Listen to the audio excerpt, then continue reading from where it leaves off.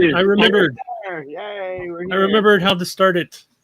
A couple seconds late, maybe a minute late at that. Trying to get our stuff together because someone was late getting to their computer. I was here with plenty of time. This is 42, where we talk about all kinds of different stuff. Today, we're going to be talking about Loki. We're going to play a game called Zosimos. We're going to talk about Kickstarter and gripes, maybe. Maybe we'll see. Maybe what we've been playing. Mostly board game stuff, some other geeky stuff. How's everybody been doing? Wonderful. Great. Very busy. Busy? Busy around, I think. Yeah. And unlike the last two episodes, I don't have to cut it short. It'll only be like an hour and a half this time. No, I'm kidding. But we can go until we're tired of hearing each other talk. Never for me. I'm never tired of hearing you guys talk. That's good. Because I try to do it a lot, apparently. I go back and do the timestamps for these, although I didn't do last week's. But I go through here and do the timestamps, and I'm like, man, am I talking still? And I keep moving along, like, when is Mike going to say something? I just keep going and going and going. Like, you got to shut me up sometimes, Mike. No, nope. Nope. That's never going to happen. Please like and subscribe. Hit the thumbs up. What was that? I said, well done. Look at you. Yeah. Like, subscribe, all that stuff. Mike, you said you have something for us. Did you get that fixed up? Mike's game or something like that? Oh, I do. Mike's game. Do we want to do that? Let's just pass that up. I'm going to end that. No, this one's a fun one, I think. It's a good one? Yeah, I think so. It's a good. All right, we'll put it back up. Mike's game. If you have a writing utensil nearby. I was not warned about this. Hold on. Give me a sec. No, this. I didn't know anybody about it. This is what happens when Mike shows up 2 minutes before we go. Hold on. I didn't think I'd get it ready in time, and I did. I assume if we need a writing utensil, I need something to write on. Yes, your head would work. You can just write your answers on your head. That'd be great. I've done that before. For those that are watching, either in the future or currently at this moment, if you would or like, in the past, in the past, that's pretty weird. If you have a time machine, I would love one. If anyone has one, grab a pen and a something to write on as well. It could be dry erase. It could be permanent. Participate. You could write on the wall. You can do whatever you want. I'm going to ask you two. I guess you can say whatever you want, but the objective is to get more points than the other, so you might not want to talk too much. In addition, that's really good for a show, by the way. If nobody on here talks too much, no talking. I want to see the steam coming out of your ears while you're thinking of the answers to these. But the people at home watching can play along. There is that delay, right? So I didn't want to give away the answers before they have a chance to write it down as well. So we'll go over the answers after. And I guess I can share my screen, right? Yeah. Cool. I'll allow it. Cool. Wait, I need to back out of that first and then go to share my screen. Share screen, share Chrome tab. I got our intro music in my head now, but I still want something better. I want something custom. I wish I was a musician. That's the one thing I can't really get into. We can get somebody to do it, I'm sure. Anybody know a musician wants to give us like 10 seconds of screaming with a guitar? Something? Hey, I know what that is. So the name of the game is called Name That Game. Okay. And what I've done is I've taken a picture of 16 games, not including this one. This is your freebie. Yeah. Darn it. I actually think I know this one. I would hope so. They should. There might be a few stretches. Some of them might be like, I remember that one or whatever. Most of them are well known. But what I've done is I've limited down to one letter in the title. What is that one, Katia? That's asking for troubles, no? It is. Aren't you proud of me? I am. It is. So you can see the S, right? Like Yep. I took that S and. Okay. So there are 16 of them. They're in 4 rows with 4 boxes in each row. So you can do row 1, box 1, 2, 3, 4, however you want to like come up with your number. I didn't number them too much. Oh, so we're not saying it out loud, first person or anything like that. We're writing it down. Yeah, that's why I'm saying like the people at home could be watching as well, and we won't give the answers away because of the delay or whatever. Okay. What are you saying about boxes? Can we just number 1, 2, 3, 4, 5, 6, 7? You can. It's in a grid, right? Like I'll show you. I don't want to give you too much time to look at them. Oh, I see. There's gonna But be it's you're gonna be 4x4. showing all of them. It's a 4x4 grid. Yeah, I'm going to Okay. put it on the screen. I got No, it. I'm not spending minutes at each one or whatever. Okay. Let So me there's just write numbers. You can. I drew a grid. All I did was This do is 4 why I rows. have 3 different pencil and pens, is because I've been burnt before on this. I drew a very clean grid. Okay. That's what you want, right? Yeah, 4x4 grid. Yep. Why does it have to be a grid? Because really, it's just a line I need. It could be 4x4 circles if you want. Yeah. I'm just Okay, letting you know what you're about to see. It's a 4x4 grid with Okay. 16 letters, 1 in each box. Your objective is to guess the games. All right, so do we write troubles in the top left right now? Nope. Oh, that was just a temporary thing. That was Okay. so you understand how the game works. Yep. So you're going to see these things. All right. I like that it's not timed. All right. Right. Well, I also didn't want to waste too much time going box by box. So. Fair enough. All right. Oh, You so ready? you're about to just show the whole grid. A whole grid. Oh no! I Hold almost on, wanted. I have to like zoom in here. Oh, My oh no, goodness. that's not good. Oof. What if we don't know any of them? Oh, come on. I think that's highly improbable. Is it? Okay. And the objective is to get as Oh. many as possible. So Mm-hmm. So you can number your grid from 1 to 16. You can start with row 1A, row 1B, however you want to do it. First box, second box. They're all pretty.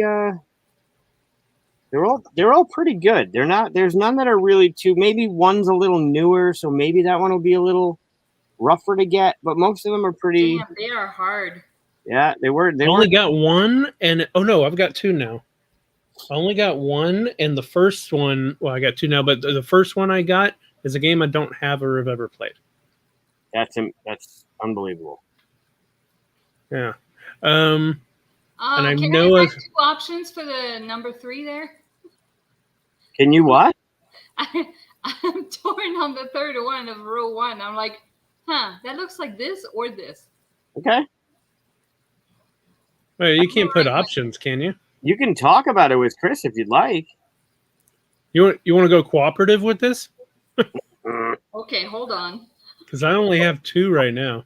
Oh, so I'm beating you, I think. Oh, well, then you don't want to go cooperative, do you? No. Can I zoom? I'm presenting the thing, so I don't think I could zoom in for you. What did No, that? wait, what are you doing? Yeah, that was looking pretty good. I'm just looking. Hold on. Okay. I just wanted to see if I that's could good. zoom. I don't think I can zoom in. So. Messing it up, man. Oh, man. Man. What's that called? Oh, can I look at my games? No. Did you say no? No looking around. Look at the screen and guess the games. All right. So, Chris, which ones do you have? What was the first one that stuck out? The first one is the last one on row 2, column 4. Okay, and the second. Oh yeah, me too. Yeah. Was that the first one you got? Yeah. Yeah. And then the one to the left of it was the Yep. one I just got. Okay. Oh, stop it. And then that's it. That's all I got. Katia, which ones do you have? Okay, well, confidently, I think I have the first one of row 1. Huh. I have row 2, the third and fourth one. And I'm pretty confident. Oh. Yeah, I'm pretty confident about row 4, the third one. Do you And then I have other ones that I've filled in, but I'm not sure. Okay. I have a vague guess. Vague guesses are better than nothing, though, right? Absolutely. I mean, it's Yeah. Right. points for being wrong, but I don't. The I problem feel like is, I've seen the first one in row 2. yeah, that's what I was thinking. The problem is my guess with that one is a game I know he doesn't have, and these look like he took pictures of them. these were all taken by my phone. Yeah, yeah. So that's Homemade. taking that out of there. I know you don't have this game. I have them all. Yeah, And- and the and- second one from row 1 too. I've only not played 2 of them. The one that's driving me crazy is the second one on the second row. Yeah, right? I've What is talked that? about it. I've talked about it a lot on the show. Yeah. The problem is you talk a lot about games that I haven't yet to play or even own. So it's possible I haven't seen a lot of these boxes in real life.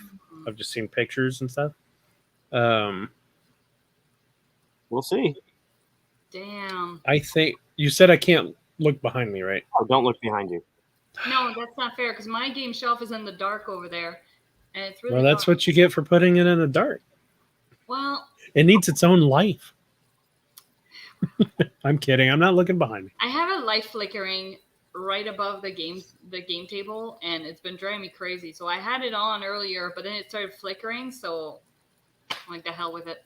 Some of these, like the row 3, number 1, like I've seen that. I know I've seen that. Yeah. Same thing for row 4, number 2.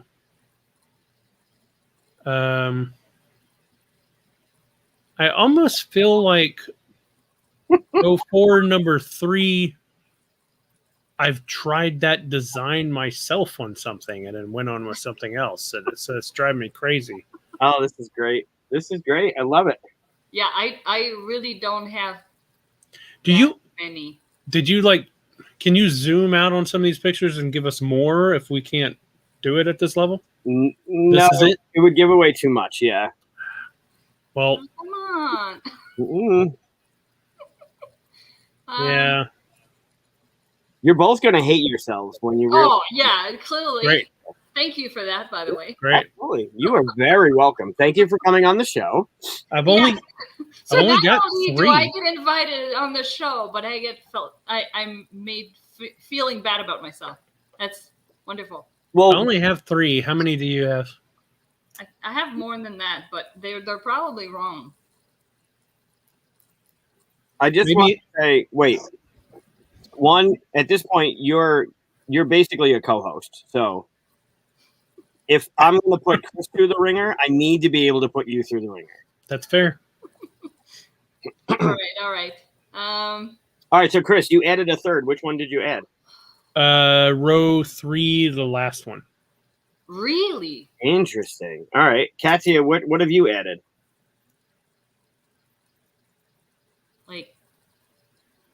Oh, wait a minute. Uh-oh. Oh, I think I just figured out row 1 and the last one. What?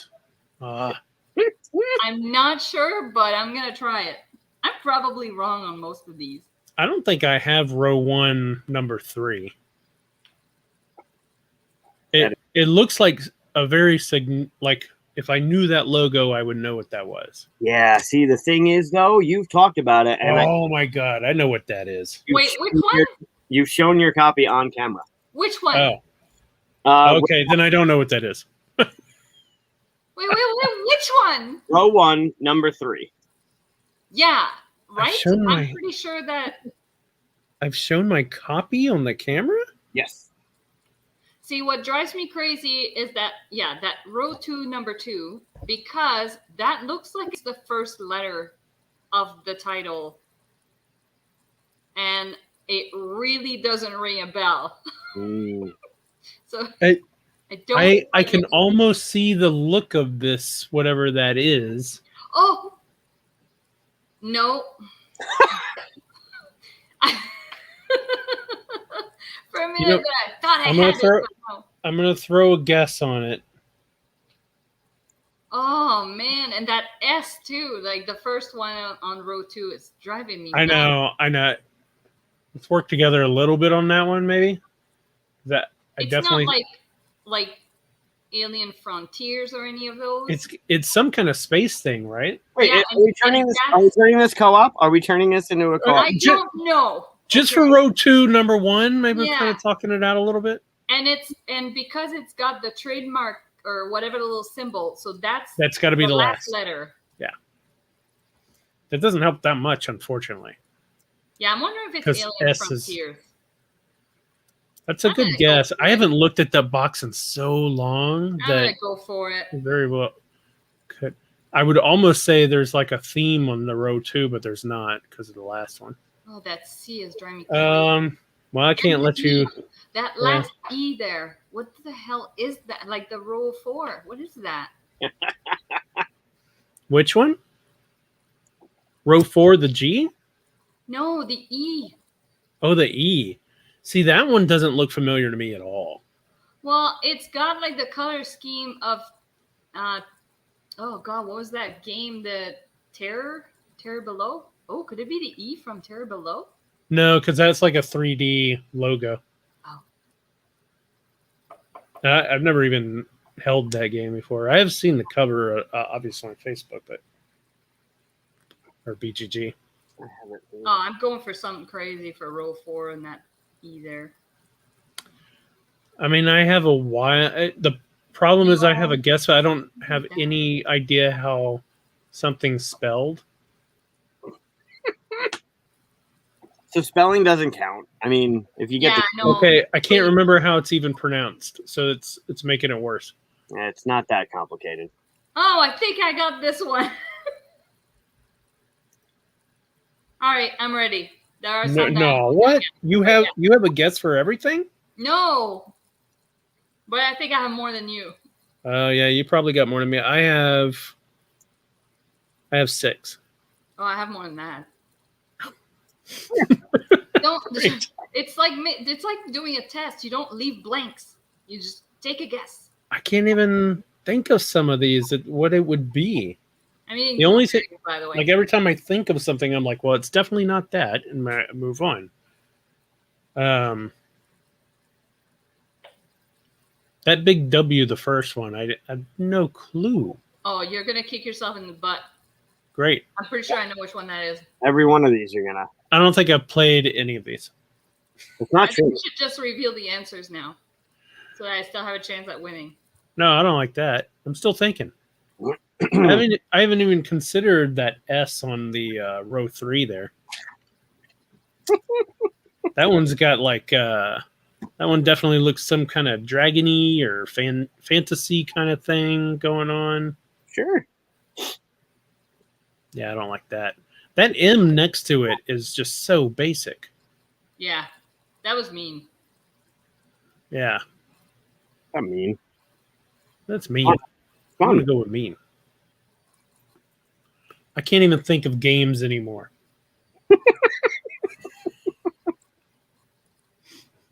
I can't even think of games. Can you? All right. I'm confident on 5 of them. Wow. I'm confident on 2 of them.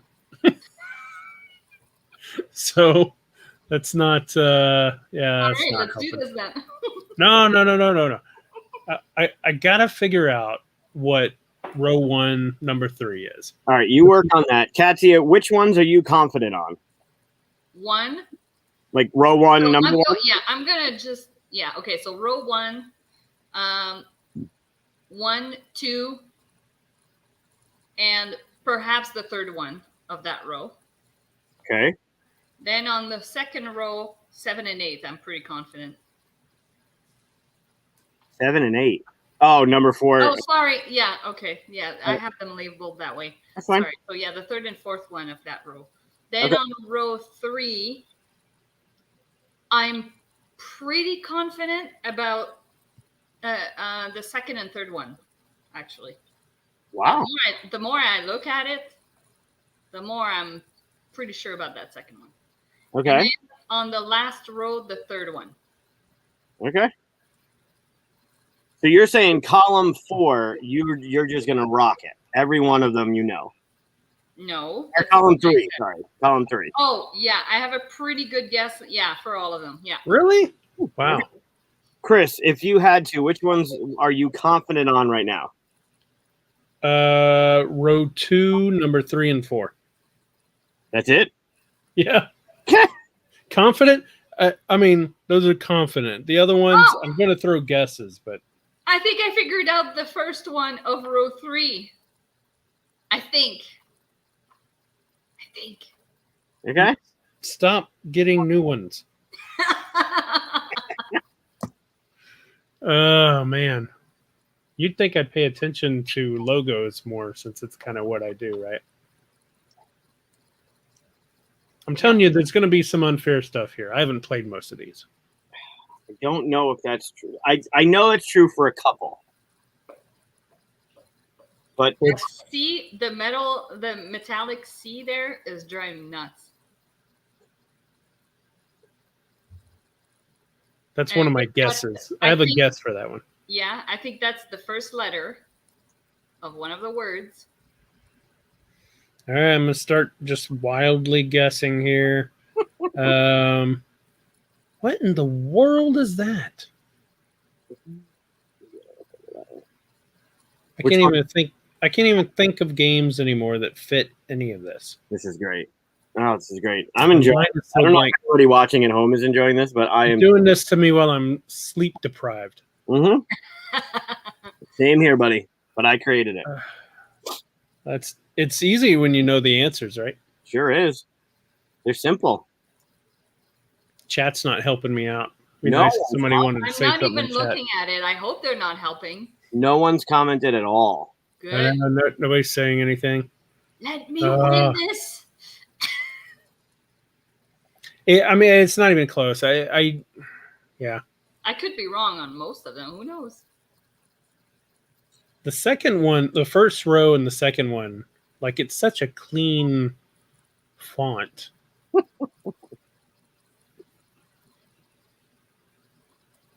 And there's another word above it.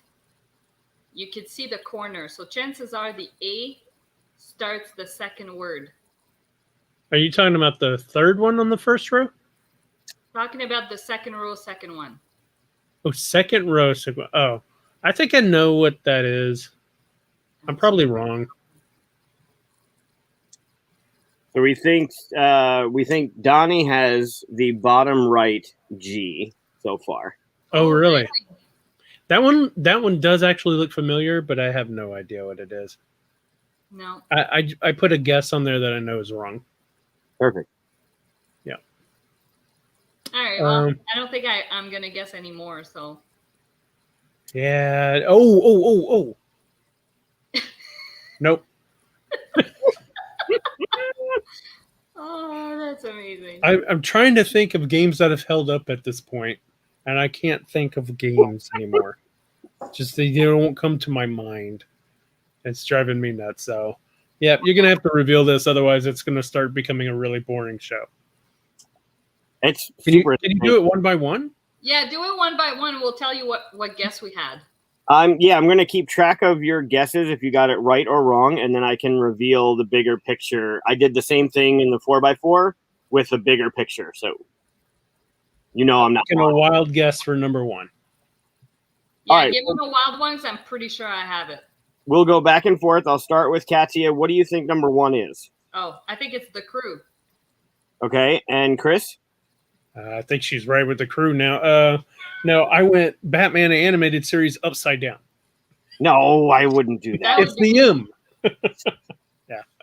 Okay. I told you it was a wild guess. Chris, number two in that row one, number two. What do you think? Was she right? It was Crew? I'm not going over it yet. Oh, okay. I don't even have a guess for two.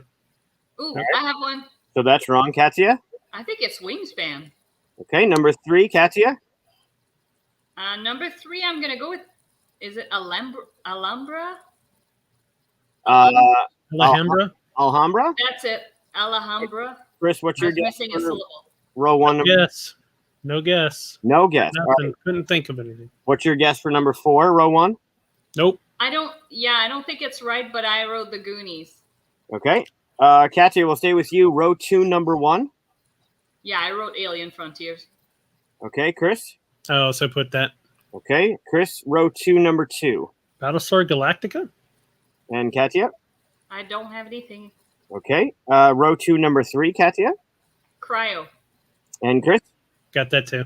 Okay, Chris, number 4, same row. Ganges? Yeah. And Rajas. Okay. I've never played that. Oh, it's amazing. Katia, row 3, number 1. I wrote Pandemic. And Chris? Nope. All right, Chris, row 3, number 2. Nope. Katia? I have, is it Macro City or Micro City? I'm not sure if it's Macro or Micro. Micro? Oh, I'm not. I think you mean 100% My City. Oh, that's it. My City. That's what it's called. All right. You're building stuff. I've never seen that or held it either. Row 3, number 3, Katia. Castles of Burgundy. And Chris? Nope. All right. Number 4 in the same row, Chris. Have Dune? Katia? Imperium? I don't have anything for that. I thought you got that one. No, I told you row 3 was my thing, or column 3 was my thing. Okay. Not 4. Okay. Row 4, Katia, row 4, number 1. I wrote Terraforming Mars, like the new one. Is it Ares or whatever? Like, I don't know, maybe. Okay, Chris, row 4, number 1. I put Terraforming Mars. I didn't put the new one, though. So Okay, row 4, number 2. that's the one I was like, walking, Oh yeah, no. whatever that is. Yeah, but I don't think that's it. Yeah. All right, No. Katia, row 4, number 2. I don't have anything. Okay, row 4, number 3. For Katia? me or him? Yep. Suburbia. I think. Chris, row 4, number 3. Nope. And row 4, number 4. Gugon? Katia? No, I don't think it is, but I don't have a guess for it. Great. So, Chris, the 2 that you were confident on, Yep. you got both of them. And that's it, right? That's it. Yeah. Katia, 1, 2, 3, 4, 5. 5 of the ones you were confident on, you got. And you got one that you weren't confident on. Which one? Well, I'll go over it. Ready? Number 1, row 1, number 1 is The Crew. Never Right. played. Okay. Row 1, number 2 is Wingspan. That's a good one. I missed that.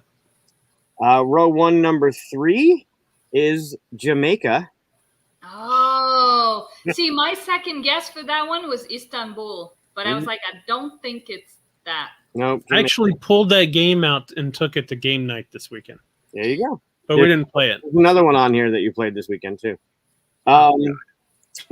Row 1, number 4, Katia, you got with the Goonies. Very good. Really? Yeah. Oh. When you said that, I was like, oh, she got that. Yep.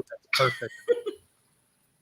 So row 1, 0 points for Chris, 3 points for Katia. Row 2, number 1, I am thoroughly shocked. What was it? 5 Tribes. What? It looks black. It's the S. That's 5 Tribes? The S from 5 Tribes. No way. Wow. Show you in the next slide. Row 2. my Owen God. Wilson. Wow. Row 2, number Wow. 2. Not Alone. Wait, what? I've never played it. Don't own it. I've Not pulled it alone? up and talked about it on this show. Yeah, you have. Yeah, no, I would have never guessed that then. It's a great Never. game you should play. Row 2, number 3, Cryo. You guys both got that one. And Ganges, number 4. So 2 points for both of you on row 2. Well done. I can't believe I missed 5 Tribes. Yeah, I'm shocked. I still don't see it. I'll Look into show it. I'll It show you looks, in a second. and part of it, I think, is the angle of because my laptop is angled a certain way. That background looks completely black, and I'm like, I don't. The know. font just doesn't register with me. That's crazy. I got to go look at it again. Yeah. Oh, I'll show you in the next slide. Don't worry. Oh, cool. Row It 3, really is. row 3, number 1 is Cosmic Colonies. Damn it! Yeah, I've never played it. Don't have that. it's in screen almost. I have it. It's a floodgate game. Nobody can see your screen. Yeah. Row 3, number 2 is My City. It is my Yeah, that was a city. good call when you said Well, it. I never played that either. I need to play I that know, one. but we kind of work. You should almost split that because I thought it was called Macro and Micro City, but Yeah. I visualize the cover. It's it's got towers and it's new. Row 3, number 3 is Tiny Towns. Oh, I have that. Yeah, I haven't played it in a while, but yeah. Row 3, number 4 is probably the biggest stretch on here. It's the Night Cage. Oh, even heard of it. I don't even have my copy yet. It just came out. Yeah. I've never even heard of it. Oh, it looks good. Smirk and Dagger, really good game. Yeah. Row 4, row 3, no points for Chris, 1 point for Katia. And then row 4, number 1 is Cloud Age. Oh, I would have not guessed that. It's what? Cloud Age.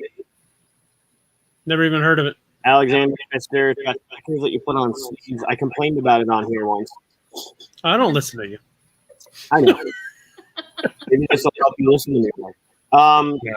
Row 4, number 2 is Gotham City Under Siege. I would have never gotten that. So Don't have it. that's my animated game. Thanks for getting out, both of you. I appreciate it. Row 4, number 3 is Pandemic the Cure. No, Yeah. I was so sure about Suburbia. Nope. Don't have Hold that. on, now I gotta look up the Suburbia's letters are white, aren't they? On the blue. Are they not? No. I haven't touched that game in years. Pretty sure there's a nice layer of dust on that. And last but not least, one of my most favorite games. And I believe, Chris, you played it this weekend. It's a little Flippin' Right by Phil Walker. The gold. Silver and gold. Silver and gold. I just got it. You can't do that. I know. So final tap. Oh, okay. So this is you'll understand why I picked Suburbia. Because it's got a nice chunky fat U in the title. Well, hold on. Let me just show you. She didn't beat me as much as she wants to. But It's true. look at it. Sure. Right? Yeah. Oh, you're right. It is blue on white. It's close, but anyways. Yeah. You're close. Cool. Well, oh wow. So, yeah, we didn't get the full S on there, but that wouldn't have helped me. Maybe that E would have helped because the E tells me what kind of font that is. But that S, yeah, there's no way I would have gotten that on Tribes, 5 Tribes. Yeah. The Goonies, the minute you said it, I was like, oh, she's right about that. Mm-hmm. Yep, so none of them were upside down. I mean, the Gotham City was probably a little more straight than normal, but I don't have that one. that's because I don't have it, and I don't think I've ever seen the cover up close either. It's on screen every show, just so you know. I can't. You know, it's all blurry back there, right? It's right there. Yeah, I can't see that. So, Your background's all blurry to us. Thanks for playing. Well, thanks for making the game. That was fun. Yeah, see, Even if I did that. Baby Yoda, he's all cute there. Okay, get me out of go. No, this is how we're gonna do the rest of the show after that game. Great yeah, and Sure. we can see the very cool poster at the back that somebody made. Yes, courtesy of Katia. Thank you very much. Yeah, see, you want to keep it big. I don't want to keep it so big. that you can see the Yeah, gray in the beard. Yep. All right. Thanks. This will be the shortest episode ever. We're at 34 minutes. Oh, internet problems. Oh no. All right. Why don't we move on? You guys, do you want to play Zosimos? You want to talk Loki? You want to talk Kickstarter? What do you want to talk about? I would say let's do some talking before going to another game, just for the viewers. But Fair enough.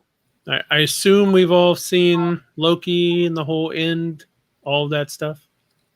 Do we need to like warn about spoilers for people? Yeah, so as long as that little thing's going that says Loki in the end, we're going to be talking about Loki. If you haven't seen it, mute us or fast forward if you're watching later, because this isn't going to be nearly as entertaining as watching the show. Yeah, just pause us, go watch the damn thing, and then Watch the entire thing twice. at least. I have actually watched it twice. You have? Yeah. Oh, good.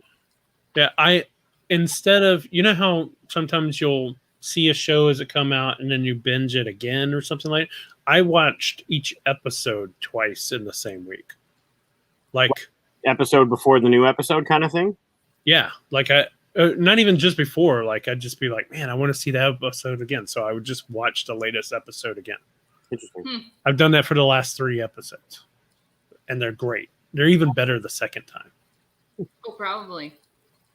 So yeah, so it's Kang, right? Immortus. So far as we know, right? Wow, I think it's pretty obvious that it's Kang. I mean, Yeah. in fact, because he has been called a conqueror. yeah. Well, I mean, even at the end, the big statue, he's wearing the Kang outfit kind of thing. Has either one of you seen the Lovecraft Country? So he's like the main character in that. It's a HBO show, Cthulhu kind of thing. It's an amazing show, and he does a great job. So the minute he popped up, I was like, because I really like him. Yeah. I actually didn't care for that character at all. Really? I said to Michael earlier, I said, I don't know if it was the actor and what he did with it or if it was the writing, but his whole demeanor, like I was like, I don't get it. Like, this is just, I can't take you seriously. Like, it was, I get the whole, like, you know, when villains have like a side that's a little cuckoo, like I get that, but he just, I don't know. I almost felt like you're not a villain. Like, I don't know. It's like, just go sit and somebody real will come out. Like, I don't know. I didn't find him believable. So he'd been sitting there for, you know, like he'd been around for like 1,000,000 years, you know. So that's, I believe that's why he went a little nuts and cuckoo. But, yeah, I love the performance. I thought it was great. Yeah, I'm with Chris on this one. I thought that's probably the unpopular opinion. His performance in that, I'm not familiar with his acting, and it took a second to be like, okay, I see it, but man, he nailed it. Like I was impressed with the way that he presented himself. Whatever they're trying to do with him, I thought he did a really bang up job in giving us that character, that little cuckoo. I've been here forever. Come join me. Like I have a visitor. Everything's been leading up to this for him, right? He's seen everything happen.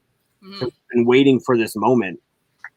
So let's just talk it through. So like Loki and Sylvie, they hear the elevator, they all get ready for battle. It opens up and the guy's just sitting down, like comfy, smiling at him.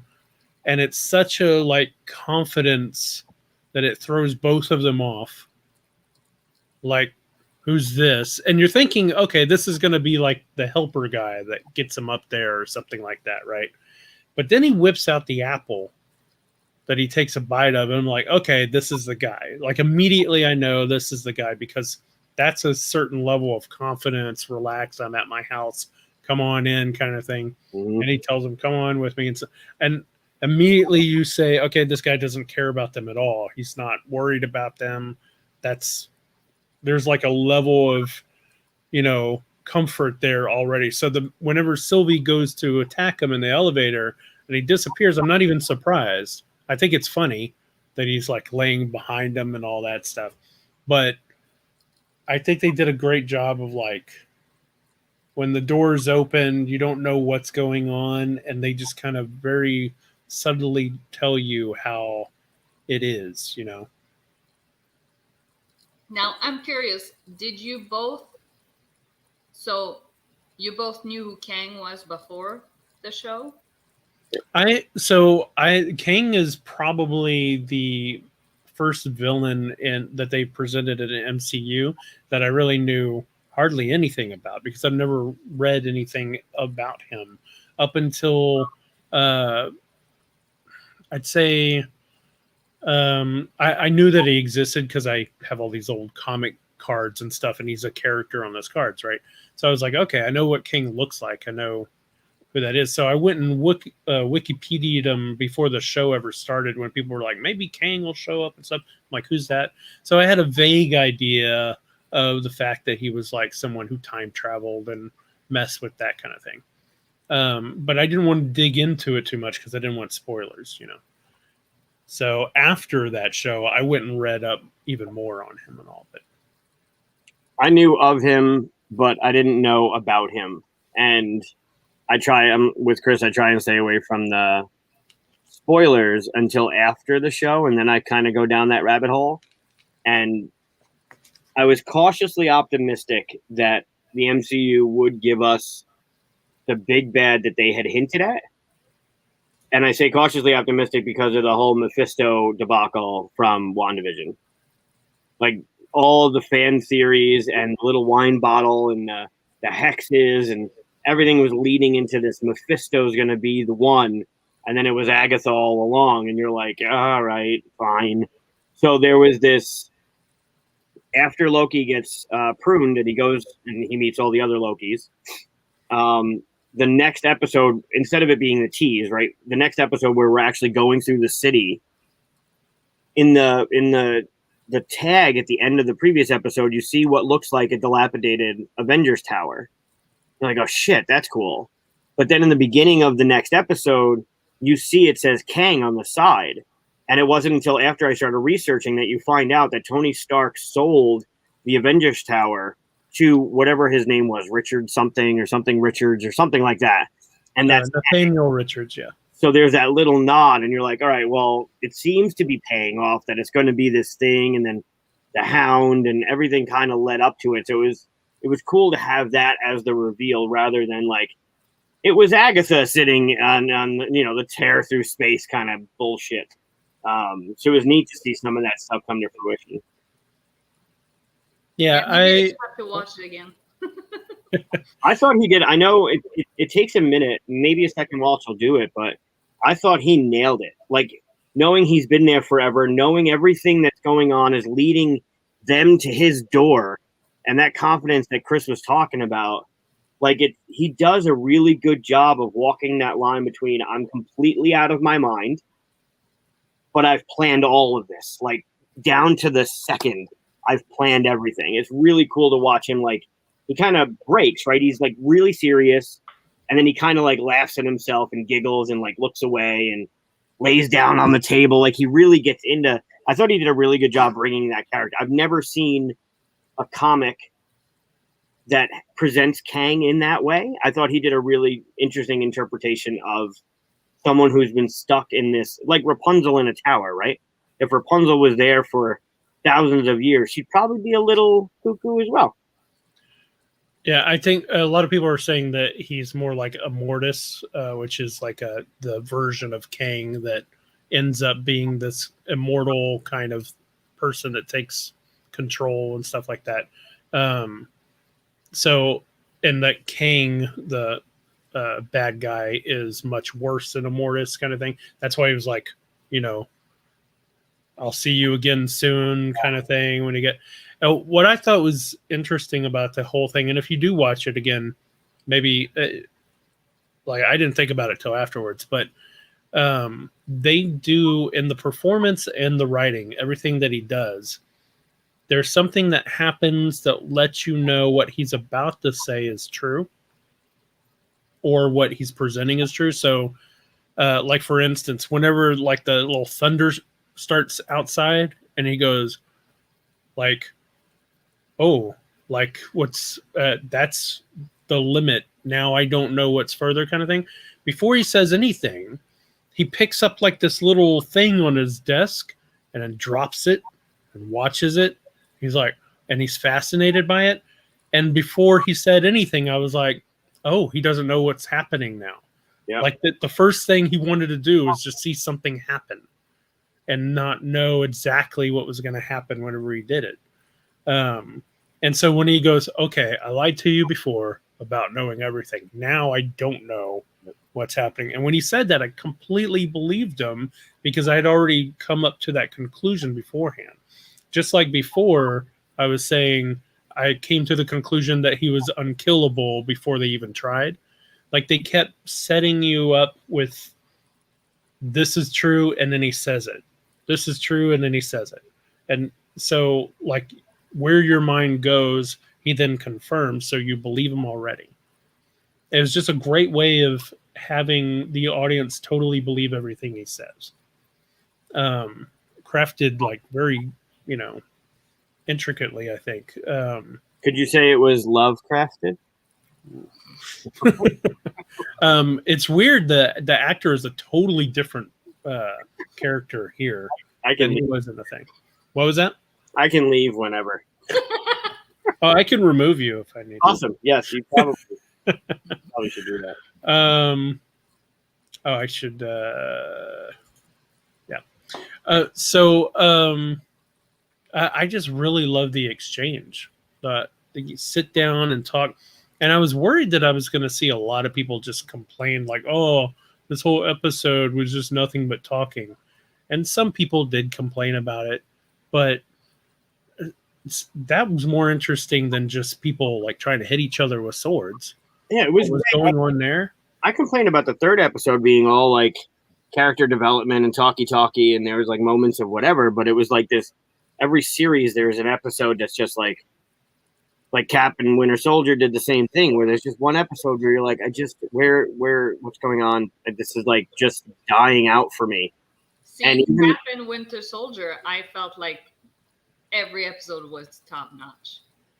Yeah, they were really every one of them has been great. I don't know to this date if you've seen the rest of WandaVision, but no. They've all been phenomenal. But there was an episode in Cap that was just kind of like, all right, it wasn't as good as the last one. I hope next one's better. And it was, right? There seems to be one that's just kind of dragging for me.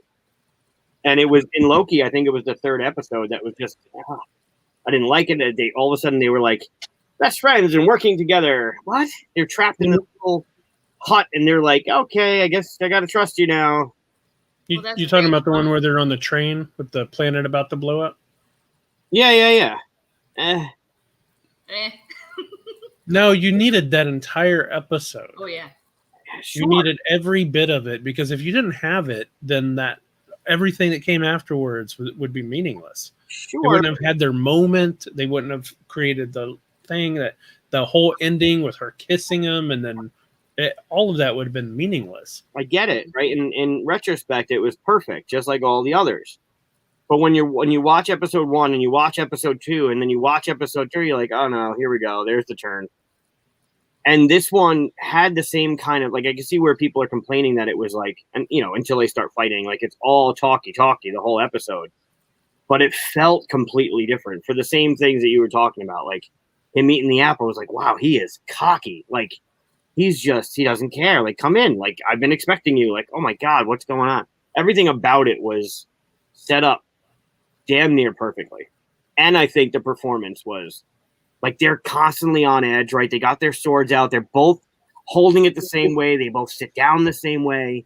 Like they look at each other like these two tricksters are like getting tricked, or are they getting tricked? It's just, the whole episode was just wild. I loved it. On the great conundrum of, she's like, why aren't you with me on this? And he's like, because you can't trust anyone and I can't be trusted. Mm-hmm.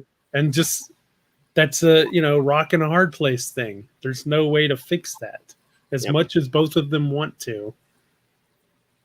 I thought that was great.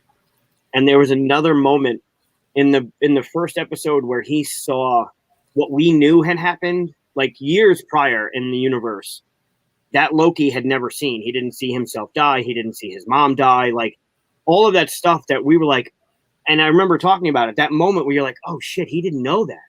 Mm-hmm. Where all of a sudden you're like, well, yeah, we've known it forever. Mm-hmm. Like, he had no idea. And that moment where he's looking and sees it and his eyes are welling up and like that emotion that's coming out of Tom at that point, in that episode where he's sitting there defeated and he's been tricked and he was kicked through the portal and he's just like, like, damn, that's good. No, Peter, you have not missed Zosimos. We're just talking Loki. Which hopefully you've caught up in by now. You did miss a great game, though, so later you should rewind and watch these two struggle coming up with game names. It's really fun. Great game. I did horribly. Which I'm sure Peter will enjoy. And I love the ending thing of season 2 will come. I love that it's just confirmed. It's happening. And that exudes a certain level of confidence too, because I know for some reason there's still some people that don't have Disney Plus, and I'm like, everything you love is there, or everything you should love is there. Just go get it. But like people go, I don't know. There's 3 seasons now of something to watch. I'll wait till there's more or something. Like, it's like they're not getting it, that this is like some of the best stuff being made right now, and you should watch it and be a part of enjoying it and talking about it, right? It's like if somebody went and watched Lost today, you'd be like, it's okay, I didn't finish it or anything. But if you watched Lost while it was coming out during that time, people were on message boards. It was like a thing that you were involved in. And that's kind of what it feels like with Disney Plus. Yeah, well, a lot of people never got into it or never watched it and stuff. And it's fine. And if you watched it today, you'd be like, yeah, it's an okay show, and it kind of falls apart a little bit midway and whatnot. Yeah. But if you watched it at the time, online and stuff, there were like, people were just going nuts. We were talking about it. We were in message boards. It was a real thing. And that's happening right now. We're having a show about it. We're talking about Loki and stuff. And people who are not getting Disney Plus and watching it, I mean, it's $8. If you can't afford it, then, that's the obvious, thing. But I just don't understand that people are like, I'm going to wait until there's 5 shows to watch or 6 shows. At least with the ending on Loki, where they go, season 2 coming, maybe they'll bring more people in going, okay, they're going to keep this up. I got to get in there and watch it, Well, let's throw into the fire Mandalorian. I mean, holy shit. Right. 2 seasons of that. How do you not? Yeah. I just don't. Just for that. I don't know how to have a conversation with someone else who doesn't want to see all of that. I'm not saying there's something wrong with them or they're lesser or anything like that. It's such a different. You're hinting at it, though. Yeah. No, it's just such a different life. It'd be like coming across like a person who's lived on an island all their life or something, and there's no. I'd be like, so fish is good. Like, I have nothing to talk to you about, right? Like, we do not have the same life experiences at all. I don't know. It's that same feeling whenever you tell somebody you play board games for fun or a hobby or even for a living, and people are like Monopoly. It's that same kind of barrier that's like, oh, we're not of the same. You're a Muggle, or whatever it is that. We're in totally different eras, kind of thing. Everybody has that, though. At the same time, they could be something like, I don't know. I can't think of it because I'm not in it, right? But they'd be like, oh, you must have seen Downton Abbey like everybody I know. And I'm like, I've never seen that before. So, well, it was like last weekend, I was at the car show, and people found it fascinating that I was at this classic car show showing off board games. Like, even initially, like, oh, what are you doing next weekend? Oh, I'm going to be at the Nationals. I'm like, what? Like, yeah, like, they know I have the Camaro, but what are you doing? Like, you bringing a car? No. We're going to be in the exhibit, the expo center showing off board games. Wait, what? Like, I remember having a conversation like that Venn diagram of people that collect or work on classic cars and also play board games is like super tiny. But man, it was really neat. Like, there was more than we thought would be there, which was good. Yeah, I mean, that's why I was saying really been serious when I'm saying I'm trying not to look down on someone who doesn't like Disney or Star Wars or whatever it is like that, because we all have our own different Venn diagrams of things we love and don't love and stuff like that. And it's just sometimes you meet people that none of their stuff crosses your stuff, and it's a really weird situation. Like you don't know how to talk to that person. Um, and so when people say the Disney thing, I don't watch any of that stuff. Or like I've heard people say, superhero movies, blah blah. I never need that stuff. It's just like I don't know what we can talk about then. Mm. That's a different life than I know. What's your favorite color? Yeah, better be orange because then we're totally out. If it's not orange, forget it. No, it really what it is it makes you go like, let me show you all this awesome stuff, like get excited, you know. But whenever they don't go, oh okay, show me awesome stuff, and they go like, nah, then you're like, well, what do you mean nah? I don't get it. So Loki. Yeah, back to Loki. Clearly the end was season 2 is coming. Yeah. What do you both think is going to happen? Do you think it's going to be? There's a bug. Sorry. Why is Mike doing this on camera? Do you think? Where do you think season 2 is going to pick up? Do you think it's going to pick up after Strange 2? Do you think it's going to pick up after Spider-Man 3? Where do you think it's going to fit? Do you think it's going to be a year before we see it? Do you think they shot 12 episodes and they're just going to split it up and then they're going to give us like end of the year, beginning of next year? Like it's not, is it going to be next summer before we see it? Where do you both think it's going to lie when it comes out? I don't know. You know what? I hadn't even considered that. Well, I actually, so I don't analyze and piece things together the same way that most people do when they watch these shows. Like I don't necessarily try and guess where it's gonna go or like how it all ties in, because half the time when I watch one, I can't remember where it fits in the puzzle. Like there are so many movies and so many shows now that I'm like, I can't even tell you which one this fits in. Like, I don't know. Ooh. So I need that list that people have made where they tell you exactly which one to watch in which order, because I wouldn't be able to tell. So I don't know where it's gonna pick up, but yeah, I think it's gonna be more than a year before we see the year. I purposely try not to guess what's happening next and stuff. Same way, like whenever I'm watching a movie, I'm not trying to guess like, ooh, who did it and trying to figure it out. I'm just trying to absorb the story and become like live in the moment kind of thing. And so I try to do that with shows, but when it's like a year in between, your mind goes, maybe this will happen, stuff like that. I hadn't even considered the idea that they could have started like just shot 12 episodes and split it up or something. They might have actually. What was that? Probably they might have that. Yeah, I mean, if they did that, I'll buy 2 subscriptions. That is awesome. There you go. So those listening, contact Chris. He'll have a second subscription for you. That I would consider it like a good charity.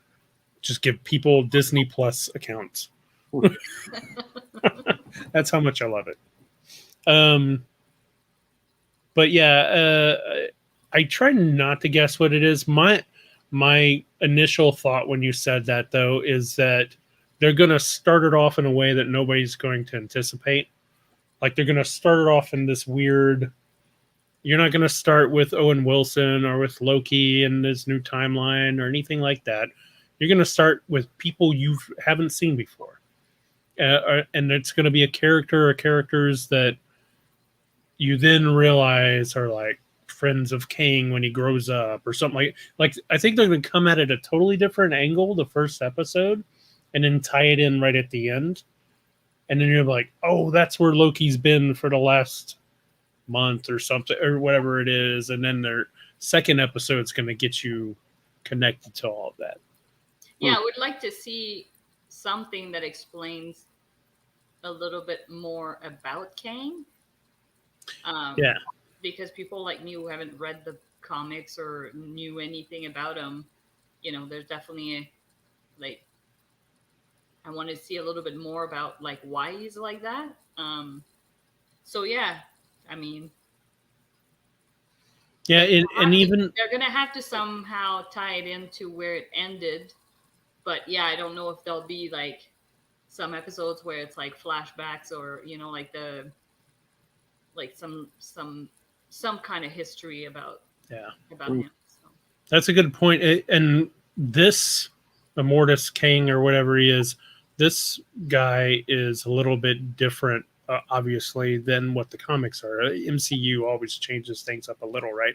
Mm-hmm. So nobody really knows who this guy is or what he's about. So it would be good to start off like we might start off with like young King, yeah, young genius kid in the future doing something, and so something happens and then it goes to him later and stuff, and then that something happens means something later on to the one King we watch become either the hero or the villain or whatever's going on with that. Or even if they were to show the beginning of the TVA.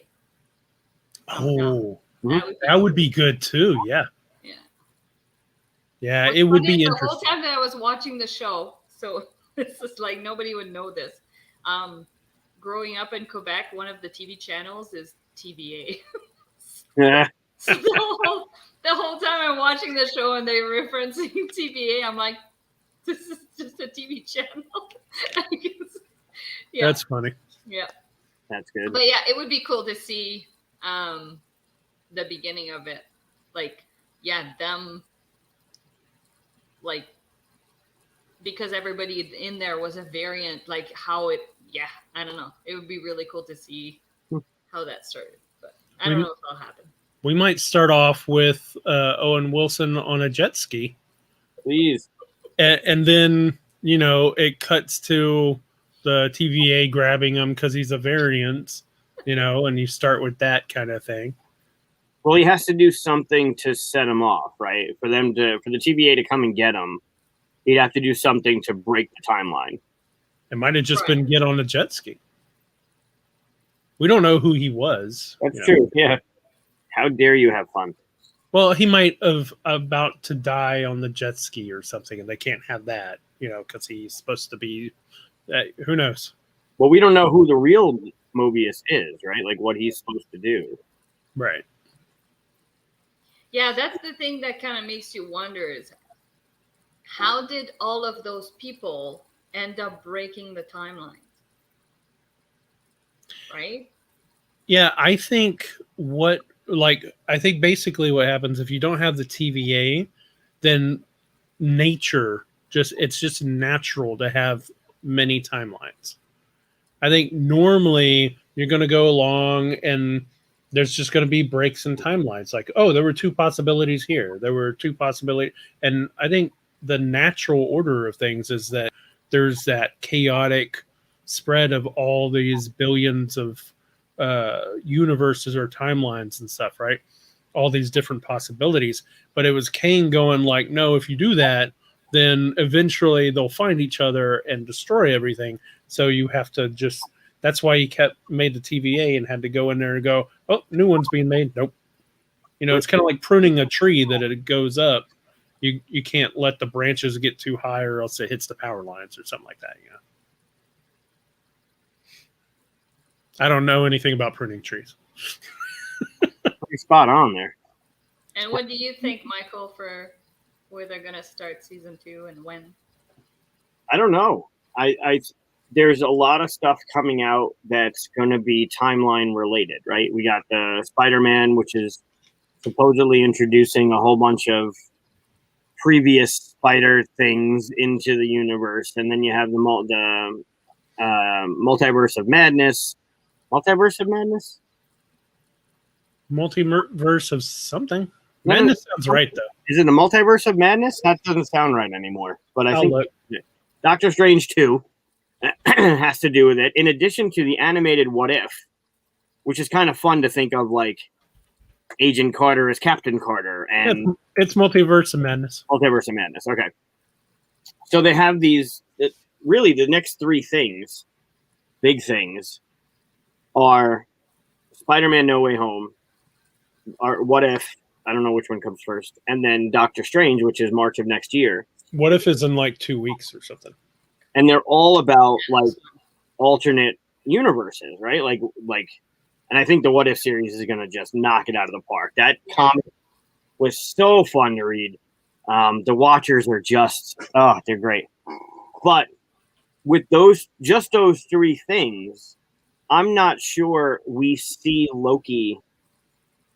Like, I'm with Katia thinking it's not going to pick up where we left off, right? I don't think episode 7 or season 2, episode 1 is going to be Loki trying to convince, who is it, 15 in Mobius? Is it 15 or 20 in Mobius?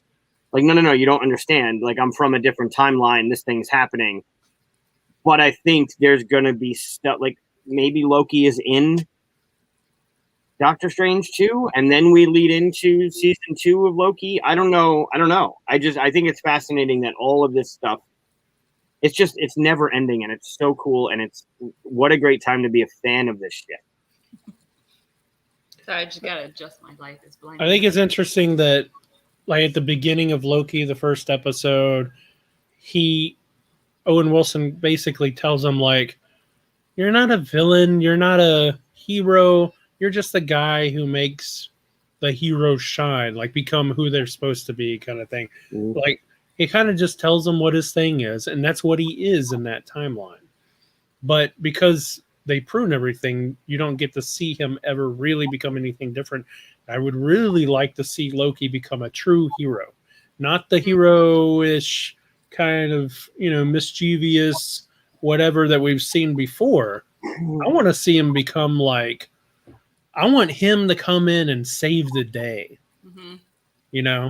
Well, I mean, we kind of get that arc, right? When he actually has his last act, I feel like that's a different Loki for us, right? Right. He's all this shit, and he's constantly tricking everybody, and it really explores his character in this series. Like, dude, you screw everything up. Like, that's just what you do. You love chaos, and you screw shit up. But knowing where Loki ended up, right? The Loki that he doesn't know existed, that he watched happen in front of him, that Loki is a different Loki. I mean, he went on that journey. He constantly backtracked or sidestepped or burned a bridge, literally, figuratively. I mean, I don't think the Rainbow Bridge was actually on fire, but he broke a bridge. Close enough. So I think we kind of do get that Loki at the end, even if it's a glimpse. I think we're on the cusp of that Loki, and I want to see it realized. I think we did in the series too. I think he finally did become, like, when he stopped Sylvie, he was like, look, like, no, like, I get it. Don't do this. He finally turned that corner, and then he's being combative with himself at that point. So it's fascinating. I love it. Him teleporting himself in front of her blade as she was going down to kill Kang, like, he popped in. I went, like, even then I was surprised he did it, because that's such a, you're gonna have to kill me to kill him hero moment that is not Loki. Yep. That was like the switch that made me go, he could be a hero kind of person, Yeah. I don't know if we'll see it in season 2. I don't think Loki and MCU pulls the rug out from all of us constantly, but I don't think Loki's character, although now we're exploring variants, so if you could be a fucking crocodile, I guess you can be anything you want. I want the story behind that. Like, there should be a little, like, a web series or something about that, because that would be phenomenal. That's how the next season should start off. The whole first episode is just Crocodile Loki. Starts off as a little one, swimming around, causes trouble with other ones. Yeah. No. Great. You should write that. Yeah. Yeah, that'll get me a job with Disney. Sure, yeah. It might. You never know. Yeah, I mean, it's weird because after the first 2 episodes of Loki, I was like, I'm enjoying it and stuff, but I think I like the other 2 seasons more. And by the end of Loki, I like this one more than the other 2 seasons. Falcon and what? Oh, do we have some Dragon. interesting comments? Oh my god, I saw an orange dragon.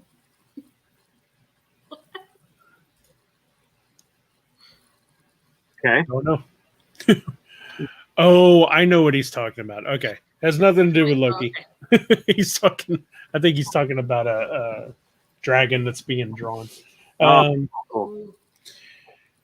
But anyway, so if you said that you think there's going to see Loki and Doctor Strange or something like that, you think he's going to pop up in one of those movies?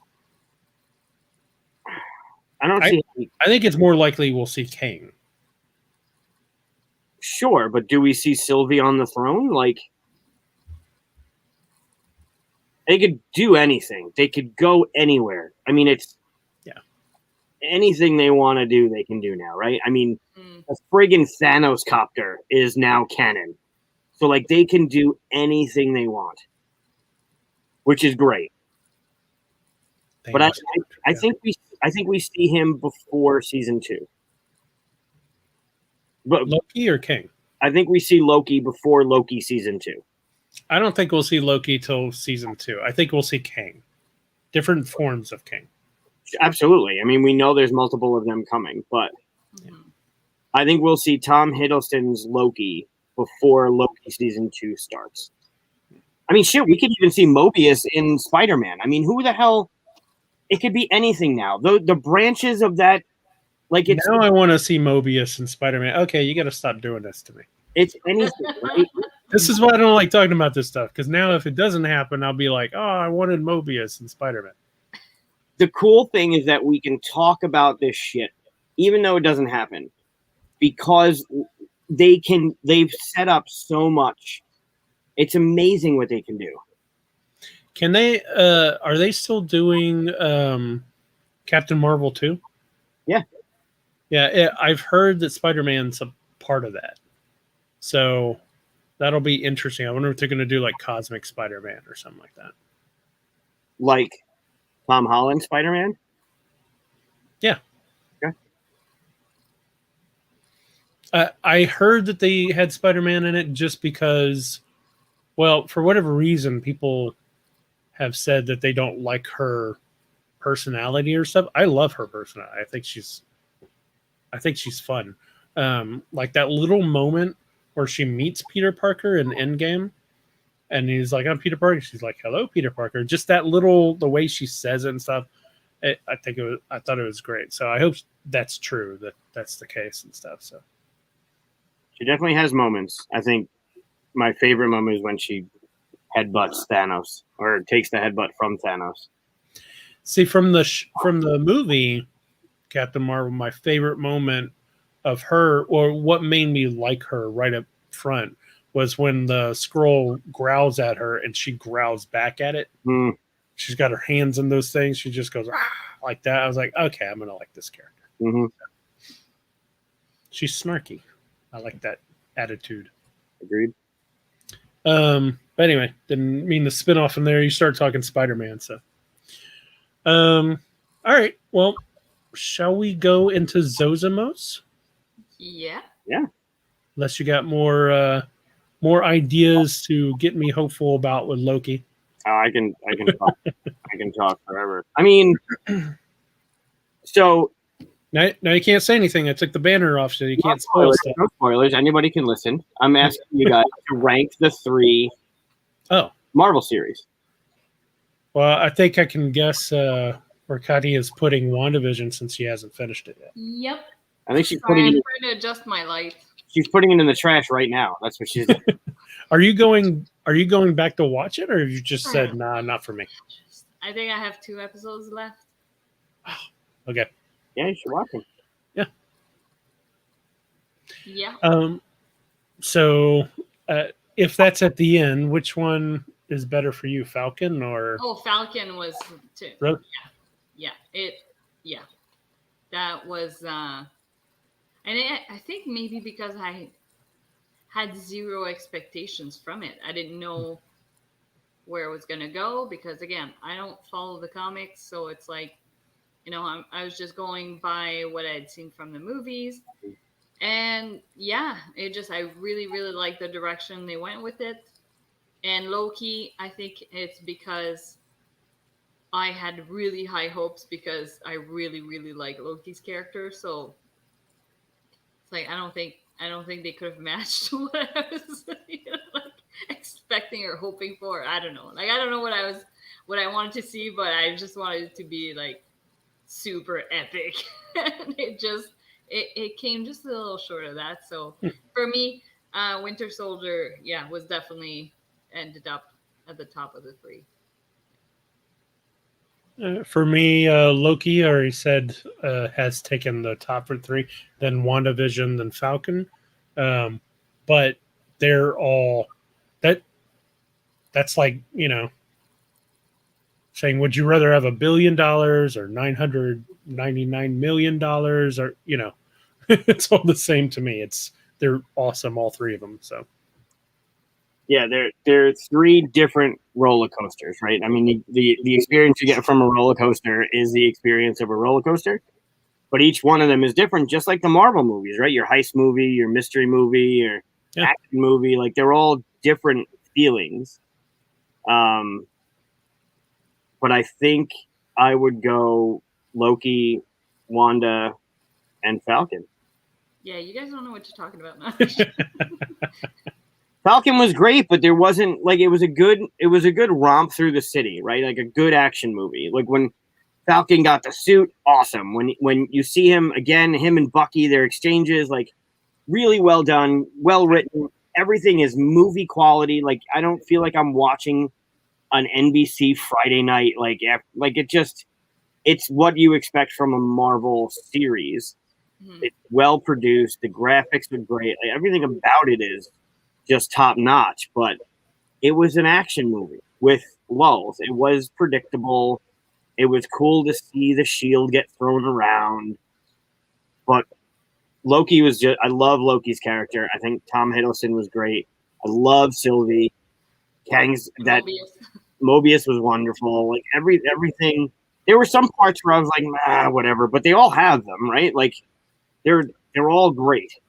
Yeah, see, to me, WandaVision, when you're talking about, every show was a roller coaster, WandaVision to me was like a flat ride with very small bumps, like hmm. a kiddie ride size.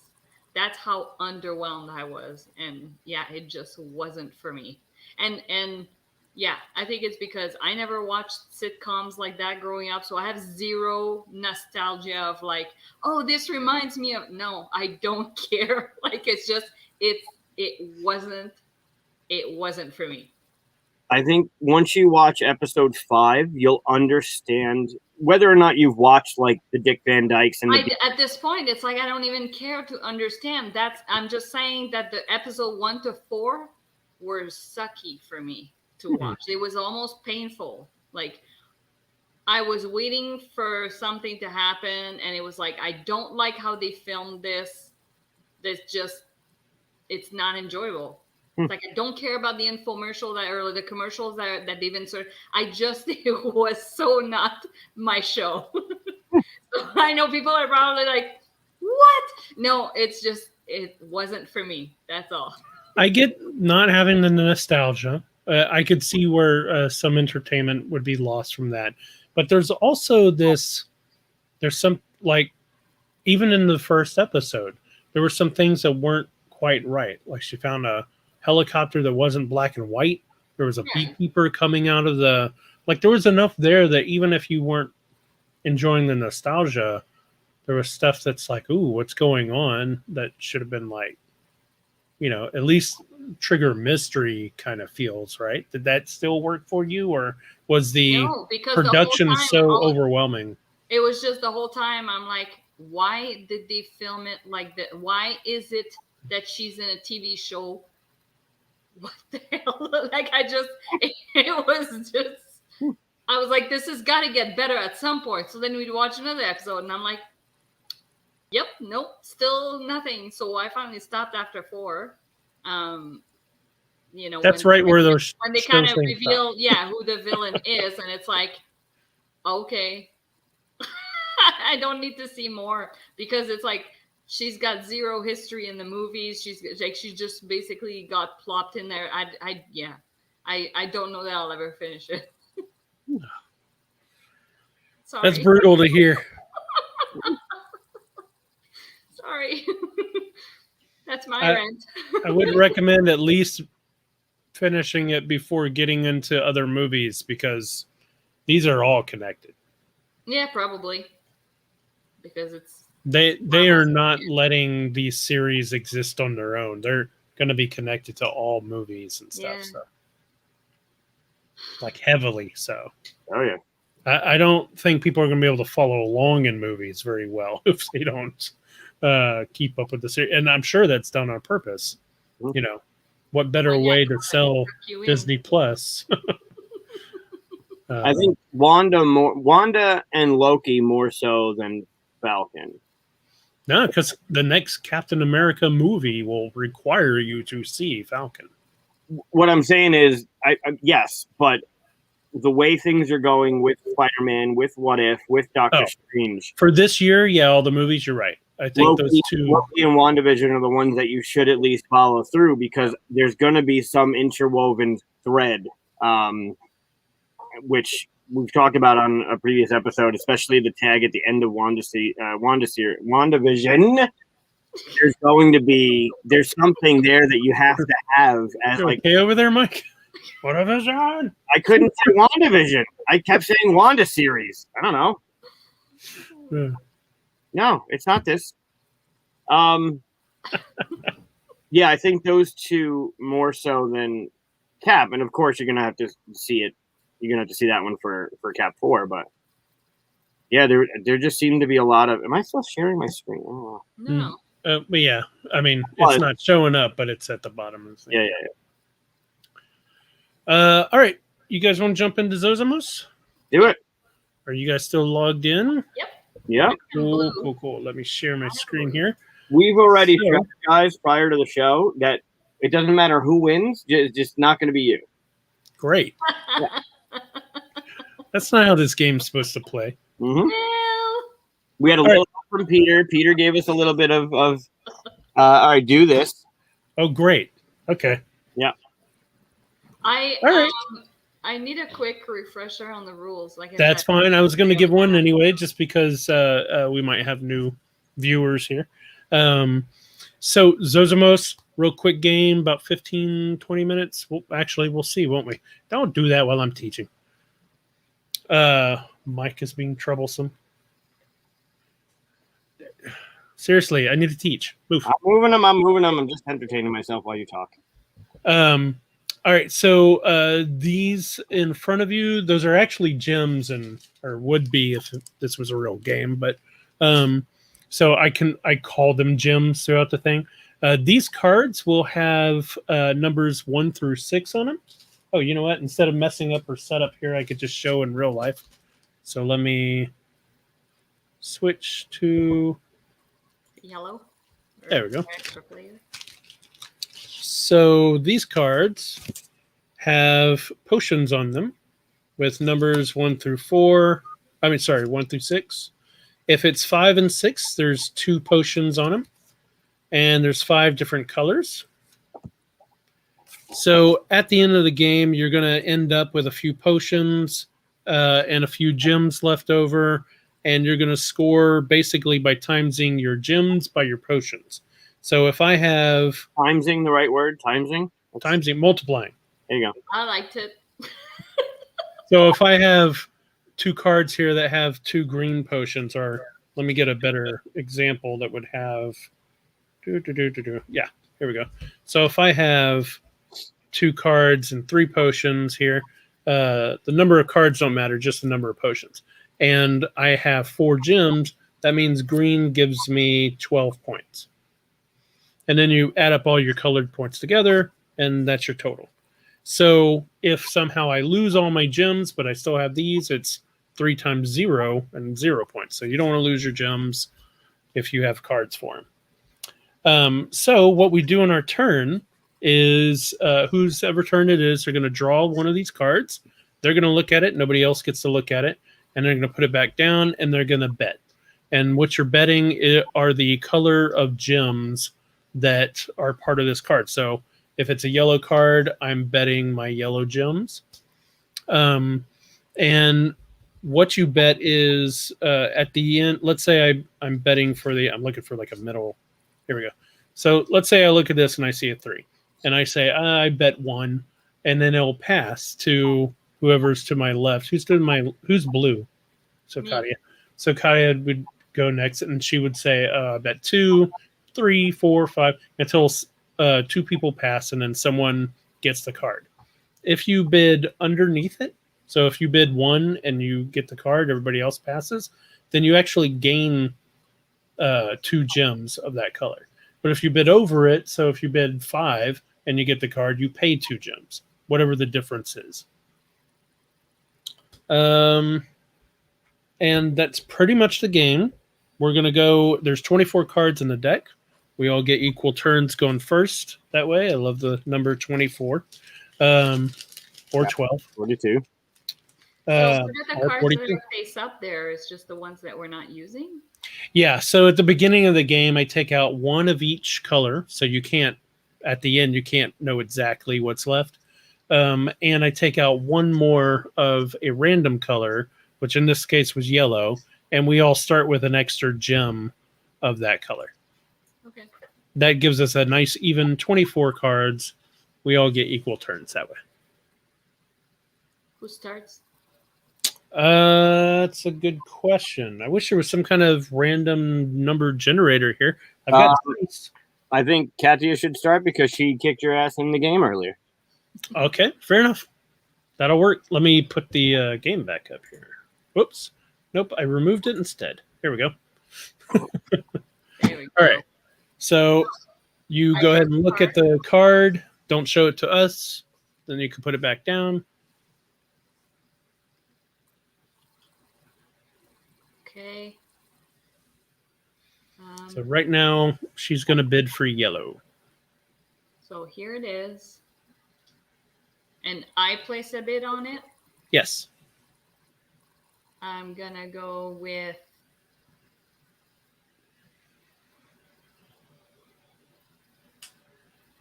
go with 1. Mike? 1? It's a trap. Yeah. Should be wearing my Akbar shirt. I'll go 2. Fine. I will go 4. I'll go 5. Nope. Do it. Nope. I'm out. I'll go 6. I'll go 7. No. Fuck.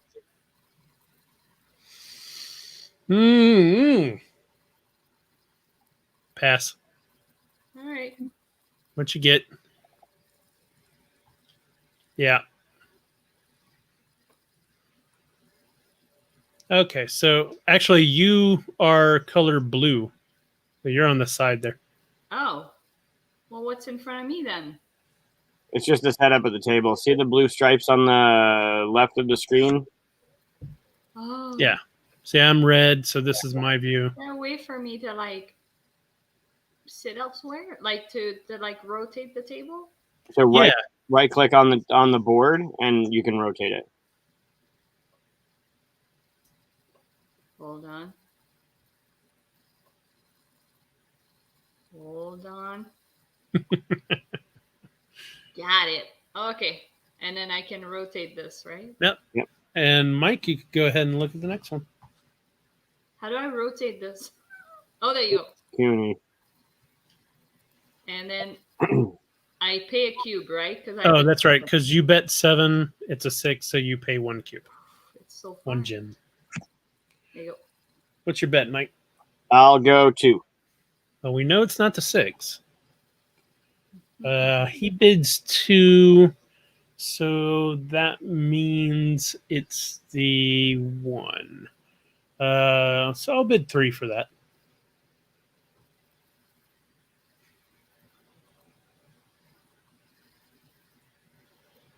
I'm gonna pass. Yeah, I'll pass. Am I reading you right? No, you're not actually. It's the 2. Oh, look at that. I'll take that.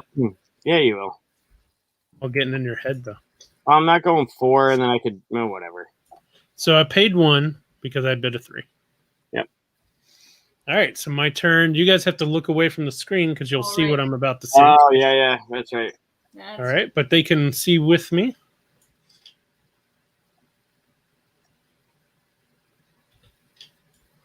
All right, you can look. I'm going to bid 3. Sorry, Nice. what color is it? White? It's white. I'll go 4. This is where I get suckered into bidding 5 on a 1. Oh, I should mention, I forgot about that. Ones. Let me pull one here. Oh, yeah, you either get a Yeah, point. you can, if you get a 1, you can actually turn them in for a gem of any color if you don't want to keep it. Right. So are you bringing that up because this is a 1, and you want to make sure we know the rules? That's true. I'm out. I forgot where we were. I said I 3. went 4. You said 4. Okay, I pass. That's a 1. Jerk. Get on my head, Mike. Do you want a gem or do you want to keep the card?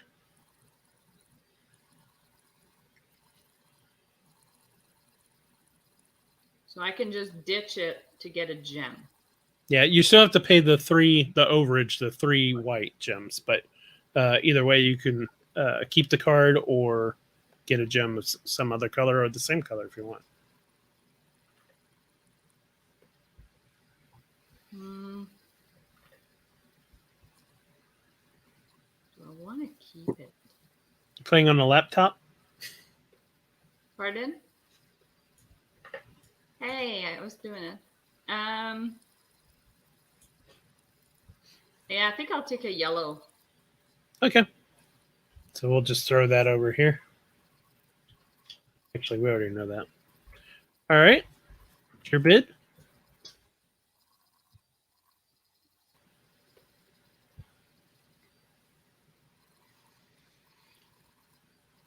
I don't like that. I was trying to trap Mike. Nope. Well, maybe I can freak him out enough to where he gets no cards. That's good. I don't know if you guys saw the card because it wasn't flipped before I put it back. No, I didn't see it. Did you see it, Mike? No, I was looking at you. All right, so we're bidding a green. I'm going to start at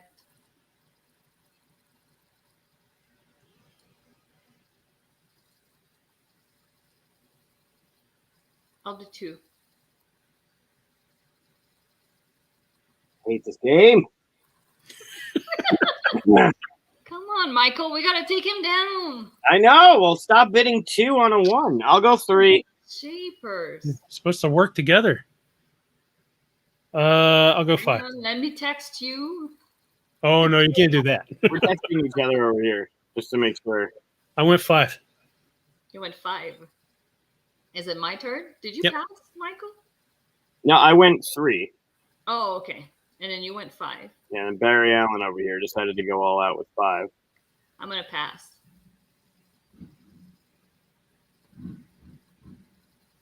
Mike, it's up to you. Really, I don't like you. I'm passing. You don't like me? Him. I don't like him. Not you. Why? She probably just got me. Right? Just a little. No. Just a little bit. It's not bad. And now I got a score, even though I got to pay 3 of these out. I still got a point out of it. I'm okay with it. All right. 1. 2.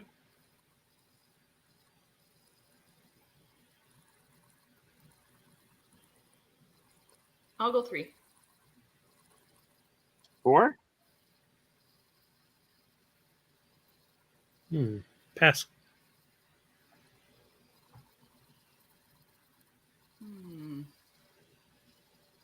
Yeah, you can have it. What you get? The 6? Gladly take it. You suck. Damn. Oh. I was hoping you'd at least fight him for it. I didn't want to do it.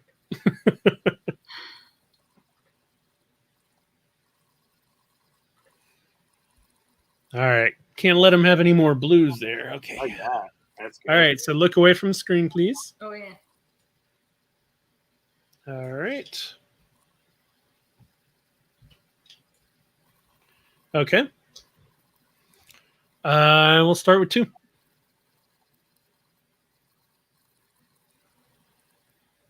It's not me. I didn't text her.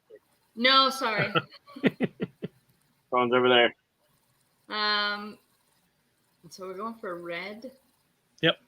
You haven't seen those yet. And you went 2. So clearly this is the 6. Do I bid after you?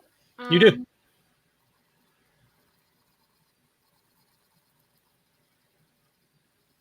I ordered her little pictures in that order as well. I'm going 3. I'll go 4. Pass. Oh shit. Pass. There you go. It's not that bad. Okay. No, did you go 5? Oh, it's not me. No, I passed. There you go. Oh. You got it for 4. That's fine. Yeah. Yeah, that's not bad. No, it could be worse, I guess.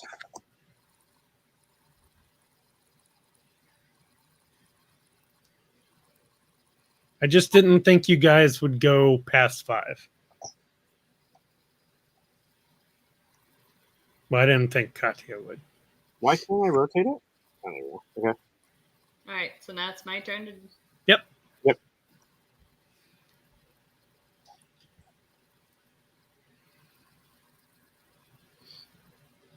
She's going to start with a 2. That's my guess.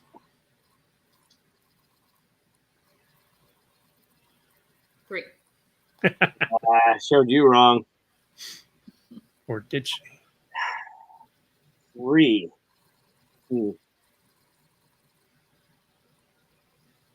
I'll pass. 5. Pass. Don't like that. Please be the one. It's Please not be the that one. bad. Damn it. I'll take it.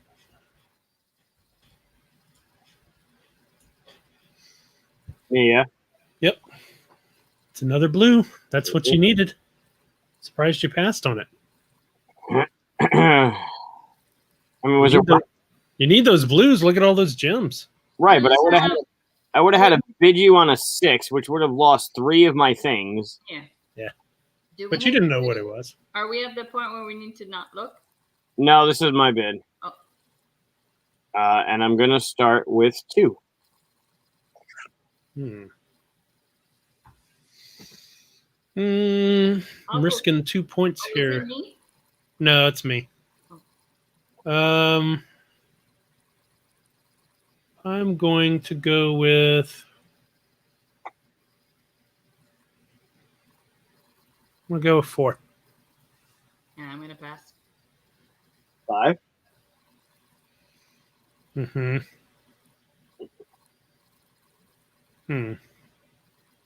6. If it's a double, Michael, go for it. 7. Pass. Yeah, you pay 2, but you gain 2. That's that was the right move. I thought so. Because that alone is scoring you 16. Right, instead of 12. I don't like this encouragement between you two. Yeah, I mean, we're newbies at this. Why is that not going in the bag? I don't know, but that's quite the skill. Bag is open. Yep. Cube is over it. Yeah. Yeah. Cube is on top of it. Oh, there you go. It's not that hard. Yeah, clearly. This whole game was rigged. You made it. All right, look away so I Yeah. can rig it some more.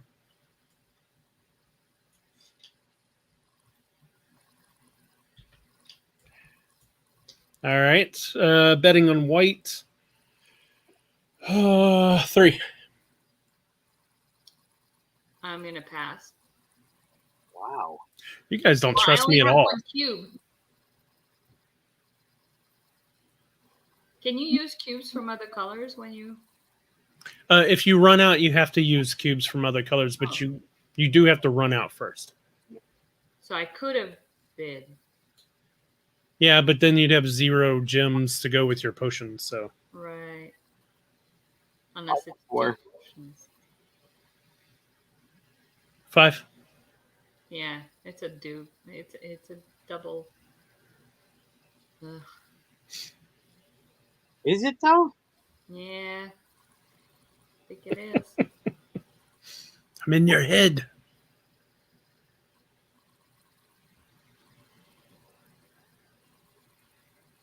We've only seen the one. One is out. I mean, it could be the 3 or 4, but right? Yeah. Ah, You're a 5, Chris? Yep.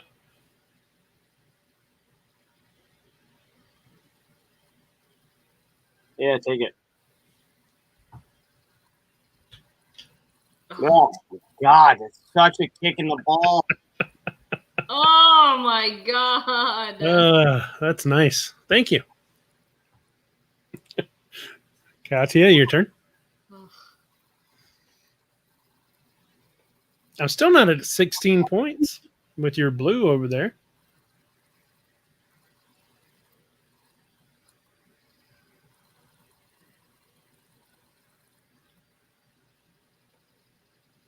You're at 17. What are you talking about? I'm gonna go. No, I mean just your blue alone is 16 points. Oh, sure. My red is 2, so Yeah. I'm starting at 1. I'm raising it to 2. 4.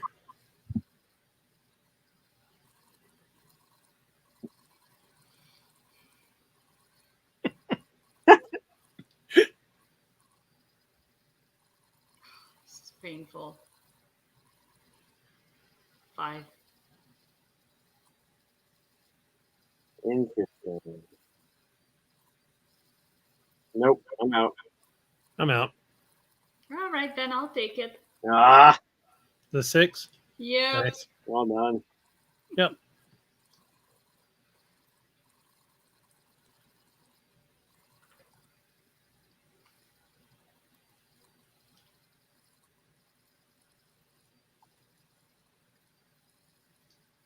I will go 1.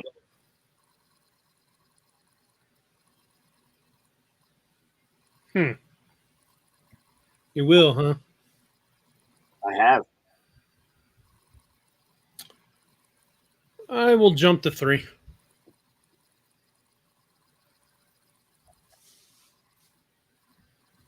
Ugh.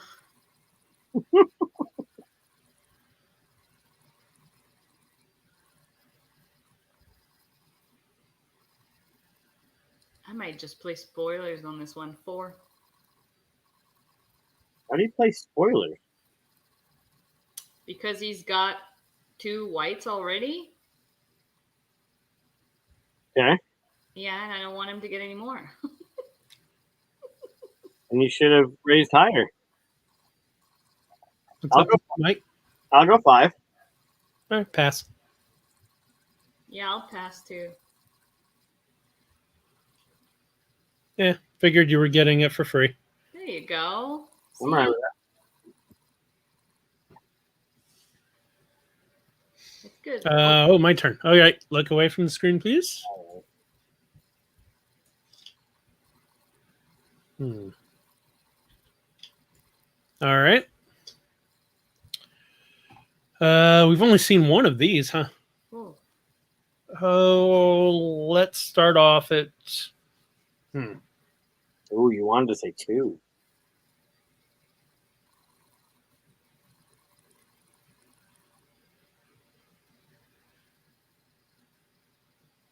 Mm, 3.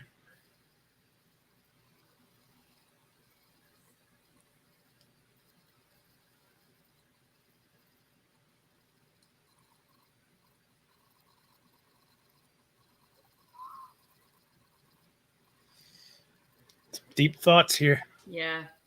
I think you led all of your turns by bidding 3, I'm going Have I? 4. except for 1. I think you've led 4 times, and 3 of them have been 3s. What was that, Katia? I went with 4. Really?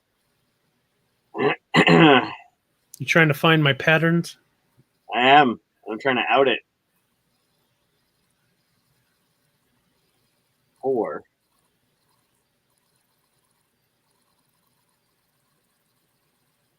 No. I'm out. Pass. Yeah. It's not that bad. No? What is it? Oh, that is not that bad. Yeah, not that bad, but I only have 1 green cube left. Well, that was part of the thing that I was thinking too, is that I didn't see you going very high since you only had 1 cube. Why can't I rotate this thing? There you go. There you go. And then I pay 1. Whoa. Whoa. Why can't I grab my cubes? That's not me. Is it locked? Nope, I didn't do it. Oh, there you go. Hey, you thief. I paid it for you. Oh, it's my turn. Yep. Blue. Huh.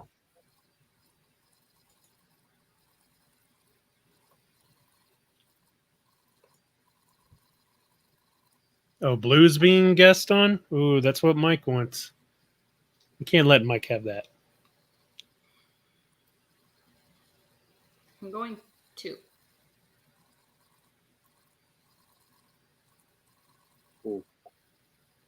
Nope. Passing on that? Mm-hmm. Okay, so I'm just going to talk out loud a little bit here because she knows what it is. So if it's a 1 and I bid a 3 and she passes, I lose both of my cubes. Correct. That is a That sucks. But right now I only got 2 points, so it's not that big of a loss. However, it could be the 4. So if I bid 3, she would bid 4 and she'd get it for free. That would suck too. So if I bid 4, I'll make her pay for it, or I'll lose a lot of gems. So I'll bid 4. That makes 0 sense. You can have it. Yeah, that's not good. No. You just lost your scoring. Yeah. That's even better, because if that was the 1, he would have lost more gems. Yeah. Would have I gotten was worried it was the 1, yeah. Yeah. Whew. It would have been beneficial if it was the 1 for you, though. Right. Right. It would have been better because then I would have at least been able to gotten a cube back, right? Right. I took a gamble. I like it. All right, me, yeah? Yeah? Yep.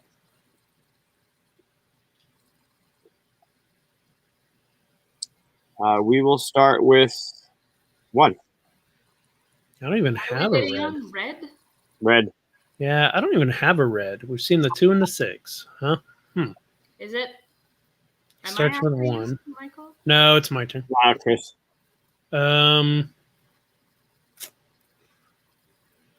Started with a 1. You always start with 1s. You always start with 3s. At least mine are committal. The 2. I look up strategy. I'll jump up to 3 because I always jump up, don't I? You do like 3.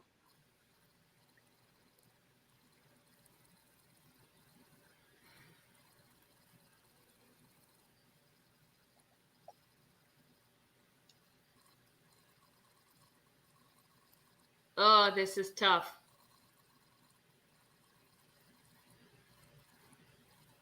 Because you do want some of those potions, don't you? Mm-hmm. But you don't want to lose any of those potions. Well, she'd only lose 3 gems if she goes 4 and it's a 1. That's In which case, awesome. I could get one back, but then I lose the card, so that's not really good. Yeah. So at most you're risking 4 points if you go 4.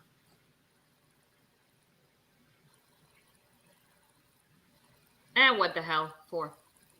Chris needs it too. I'll go That 5. attitude. I'll go 5. Ooh. Yeah, see that's if it is a 5, he's just asking for it to be free. No, I'll pass. Yeah, me too.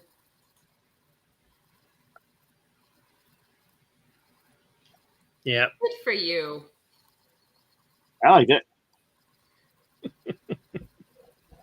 All right. Avert your eyes. Oh, you accidentally stacked here. There you go.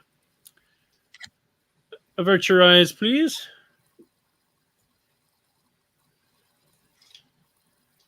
All right. I almost said what it was for the crowd. Okay, you can look. I mean, you did make the game, so we can take that handicap. I'm okay with that.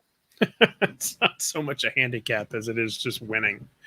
All right. I almost forgot what it was this time. So we've already seen the 5, 6, 3, and 2. So you know that's the last card. It's either the 1 or 4. Well, then let's have fun with that. I bid 4.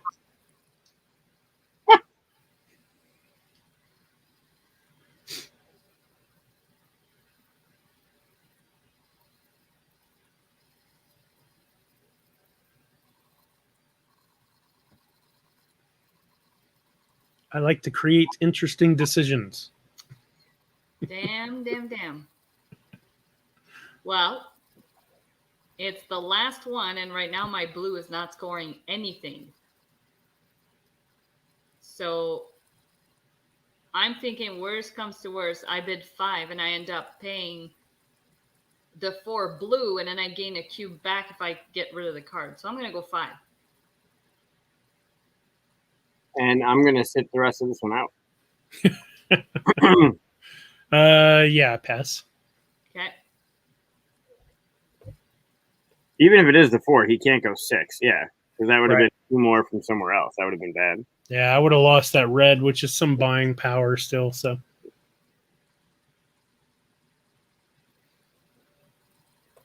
but I couldn't let people have it for free, and I definitely didn't want you to get it. Thanks. It's my turn? Yep. That's another white one. Ugh. We've seen 1, 5, and 6.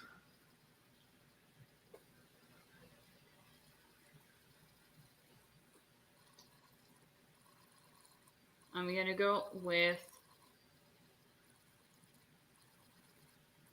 2. Knew you were going to do that. Oh, you do the 2s a lot. Well, at least it could be a 2.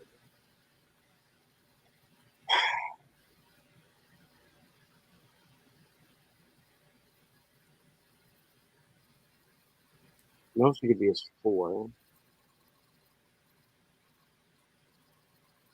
The 2, at least 2. I'll go 4. Nice jump up. So,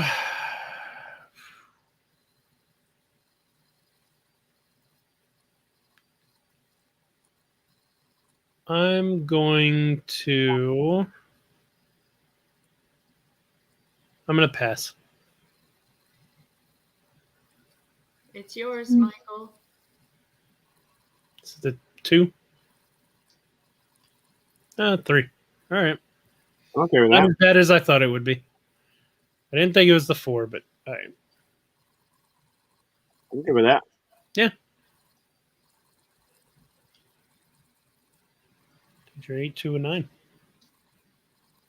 I'll go one. We're looking at yellow. Of Yeah. course, you'll go one. You always go one. Yeah. It's my strategy. Oh, let's see. I kind of want a one just so I can. I haven't gotten a one. Turn it, and we haven't seen many ones either.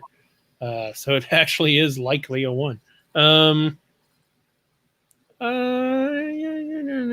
go three.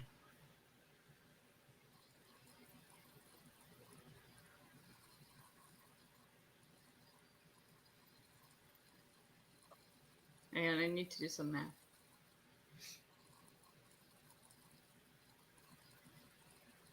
This is the. Is this the last yellow out? 1, 2, 3, 4, 5. Oh no, there's one more after this. You don't have any yellow, Mike. You don't have any red, Bruce. It's true. Oh man, oh man. I'm gonna pass. I'll go 4. Can I come back in? You went 4. I did. I'll go 6. Whoa. Pretty good.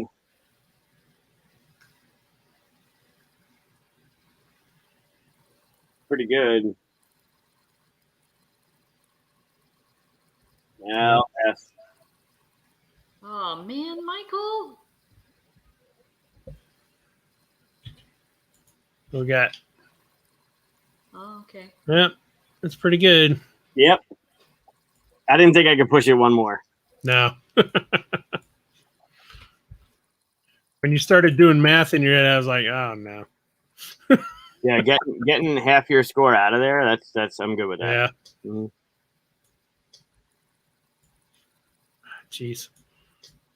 I hate having to stack this stuff. All right. My turn? It is. All right. So don't look at the screen, please. Correct. Peter, to answer your question, yes, he would have had to pay cubes from a different color if we didn't have color cubes available.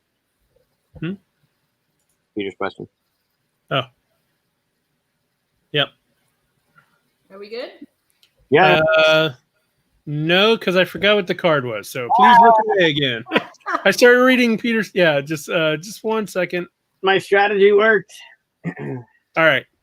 Now you can look again. Are you sure? Yep. All right. So we're going for white. Yep. Let's see. Well, either a 2 or 4 for you, huh? You gonna do that again?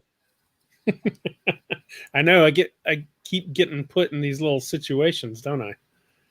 Oh man, Mike. Too hard. He's thinking too hard. It's not the 4. Mike needs them. Huh.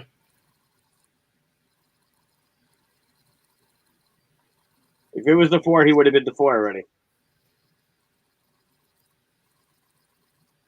Is it my turn? No. I'm gonna bid.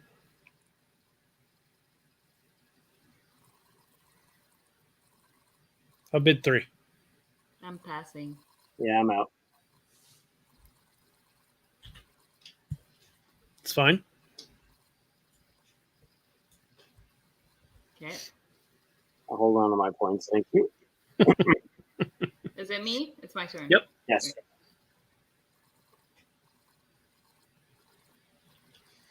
Peter, they don't need you helping them either. 3 against 1 here. All right.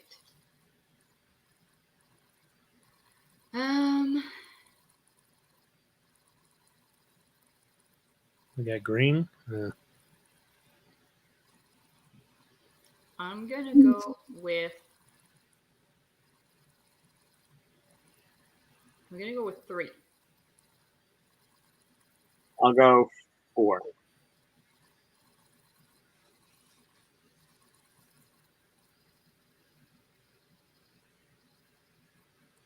I almost kind of hope it's the 1 so that I can get a gem that I want that scores better. So I'll go 5.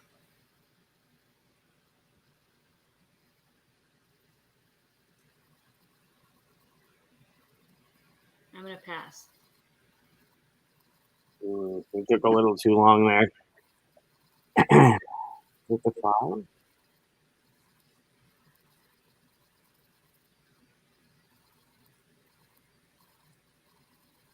I go 6 and it's a 1. 5 cards left. You're at 5, Chris? What was that? You're at 5? Yep.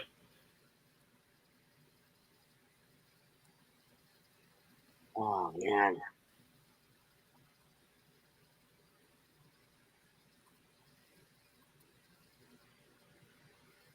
Four, he gets a 1.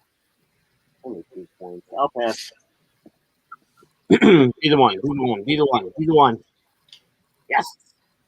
All right. Well, like I said, I kind of thought that might be the case, and that's what I wanted these reds for to spend. So I'm going to cash this in over here, I guess. Mhm. Good catch, though. And let's see.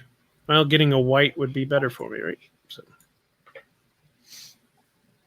All right. It's 3 points instead of 2. Right? Yep. My turn? Yep.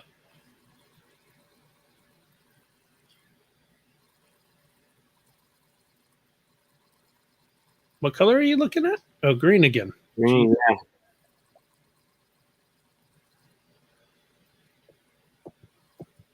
I'll go 1.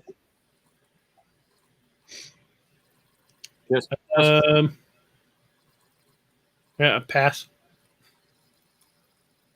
I'm gonna go 4. Oh, I like that. I'll go 5. Truce over. I'm going 6. Ooh.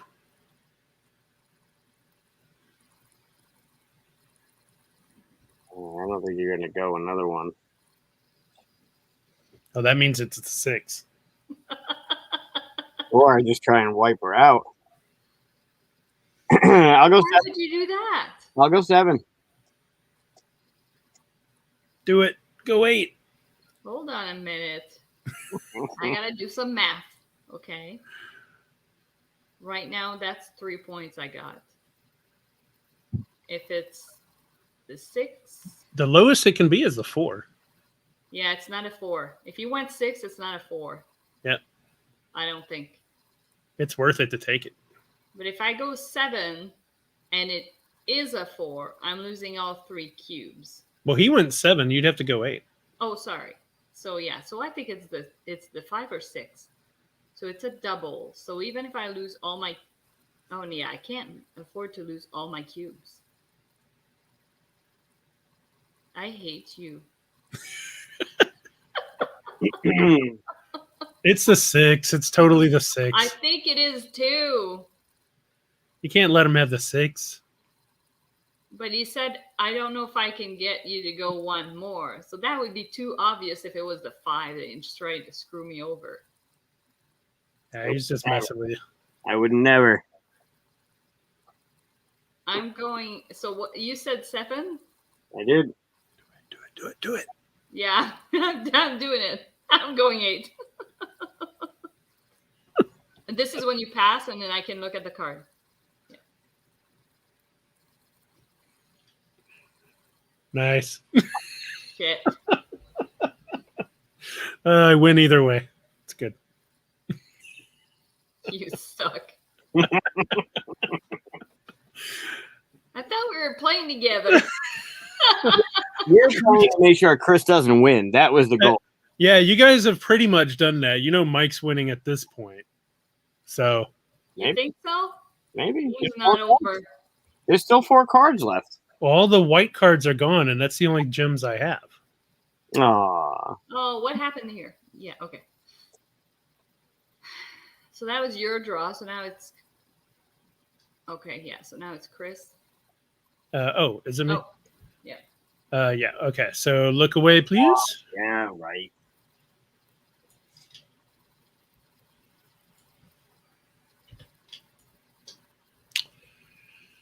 Okay. What color is it? Green. Okay. It is green.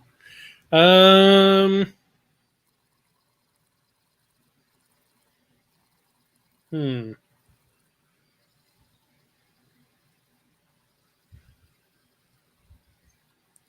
I bid 7.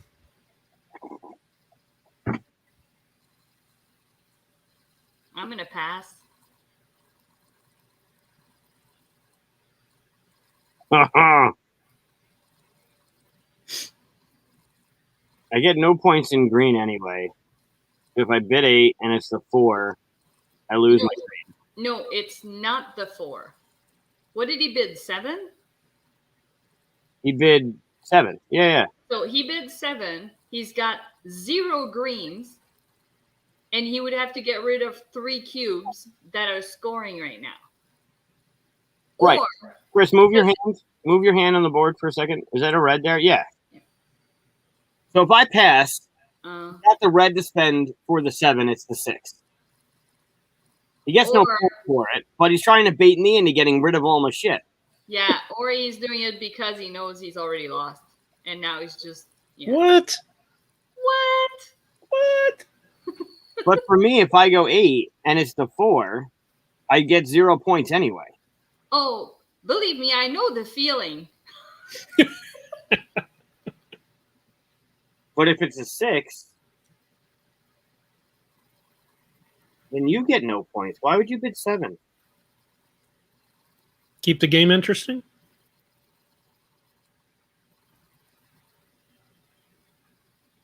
Just let him have it. It's not worth the risk. I'll go 8. Oh my god. Pass. Oh, that was fast. Oh. Just making you pay for it. He couldn't go one more. There's no way he's going 9 because then he knows I'm out. Right. And he loses everything. Okay, so you have to pay 2 cubes. I'm just making you pay for it. I'm okay with that. That's 4 points for me. Yep. I couldn't let it be, I get it. just free. Just trying to figure out what's going on in that dome of yours. That's all. And if you'd let me had it at 7, well, I would have been still at the same points. So. Right. You would have gotten rid of your red. Yeah. Yeah. All right. I played it right. I'm good. Yeah. Is it? Whose turn is it for the It's your turn.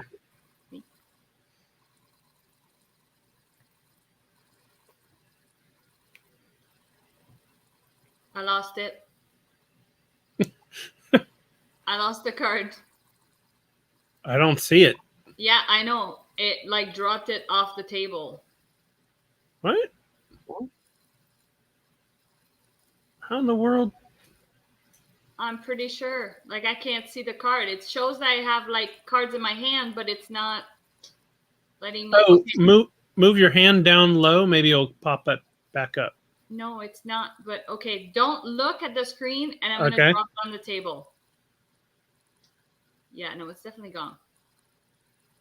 Can I look again? Yeah. Oh, yeah, it's right there. It's right here. Oh, it's not. No, that's mine. I can't grab it. But I see it. Oh, weird. Okay, then don't wait. Oh, I saw it. No, that's mine. Don't touch it. Don't touch it. Hang on. Let me see if I can grab it. Tabletopia. Oh, I see it. I see it now. It's off the table. Okay, hold on. Okay, we're in. Woo! Tabletopia at its best. Yeah, and Peter's probably like thinking about making that video again. Can I be part of it, please?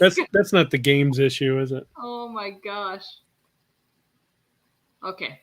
No, it's usually with me. It's usually user error for these platforms. We're betting on red. I got one of those. I can bet on that. On red, and I'm going to go. Wow. There's only 3 cards out.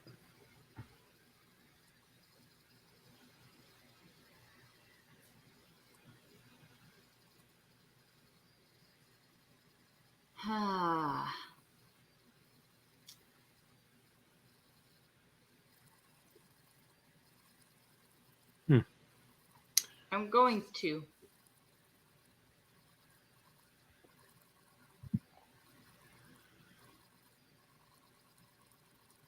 5 and the 6 are out. It's 3 and 4.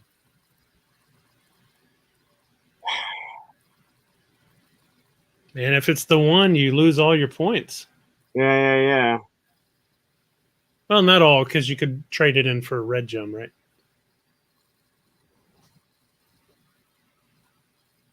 You started with 2? Mm-hmm. If it's 3 and it's the 1, I lose it.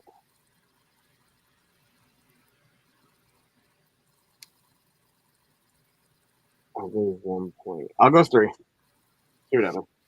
I was hoping you'd pass. Mm-mm. There's no way I'll go 4 in it. I pass. Yeah, I also pass. Mm. You weren't supposed to touch that. I was supposed to get for 2. Hmm. Yeah, it's still good though because I lose two of them. And you could get 1 back, yeah. Yeah, so I'm gonna trade it in for 1 red, so I only lose 1 red. That's fine. That's still painful. Yeah, I'm okay with it. Hey, I don't really care because you know, You lost 3 totally points there, so dragged that's me good. down earlier. So Mhm. Yeah. All right, I'm going heavy on this one. oh, go for it. Oh, I'm sure you don't have any Yeah, yellow. he's going big 2. He's got to get in there. It's the last card. I'm going 1. 1. Oh, you would. Yeah. Wow. Yeah, that's a bad place to put us all in. If it's the 1, could you imagine? And we all pass? Oof. If it's the 5 and you pass, could you imagine? Yeah, that'd be bad. Let's see. How many gems do I have? I have 7. All right. I bid 5. I've lost anyway, so I got to shoot the moon.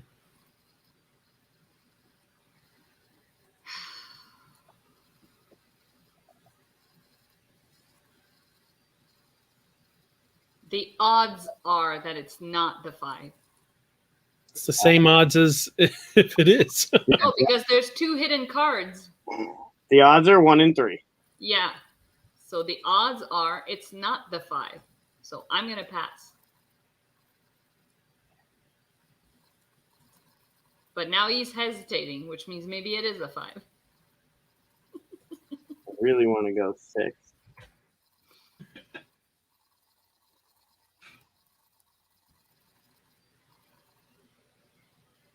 Which would just knock off a point for me, right?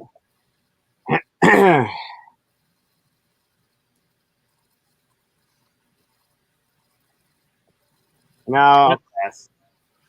And to make you pay for it. Oof. That's rough.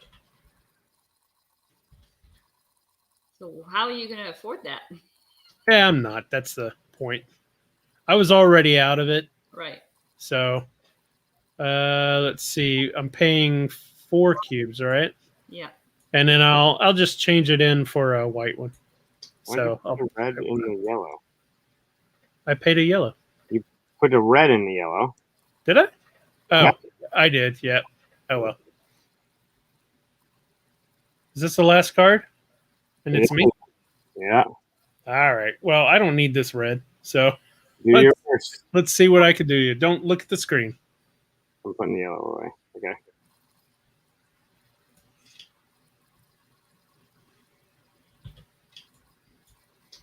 Oh, let's see.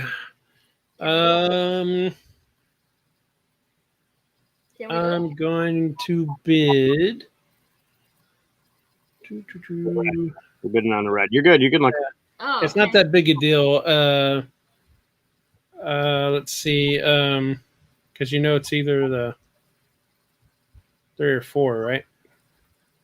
All right. Well, I'll bid 4. I won't mess with anybody.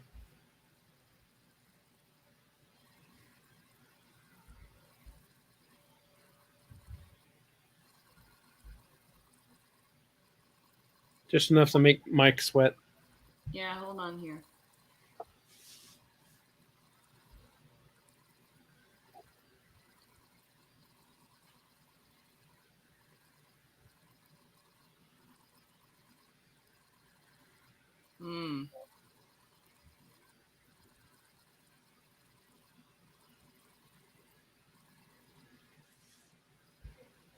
I don't even think it's worth. Wait, you said 3 or 4? He bid 4. He bid 4. Yep. So if I pay, let's say that's the 4, and I bid 5, and I have to give a cube, that leaves me with 4 times 3 is 12. Right now, I have 5 times. All right, I'm going 5. Yeah, I'm out. Yeah. The play was to go 5 because I'm not going to sacrifice. Even if it was a 4, I'm not paying my 1. So Right. That's why I did the 4. Yeah. Oh, so I pay 1 cube. Yep. And that's a 2-point gain for you. That's good. So I end the game with 12 points, unfortunately.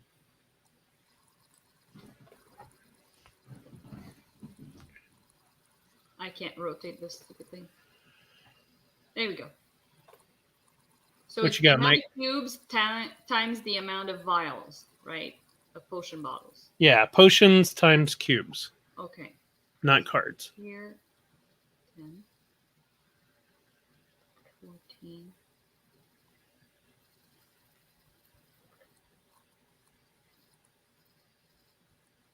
I think I have 26.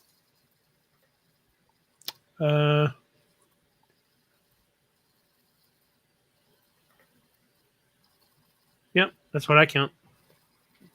What you got, Mike? 32. Nice. Well done. Damn you. What? We accomplished the goal. We said we were Yeah. going to Chris. We did. You did. You got me. I mean, I think I got 32, right? 4 times 4 is 16. 2 times 2 is 4, so that's 20. Yeah. 3 times 1, so 23. And 3 times 3 is 9. 32. Nice. Good game. Good game. Well played. It's fun. I like it. I know. Like, seriously, you gotta, like, we gotta find you a home for this. Yeah, I don't know.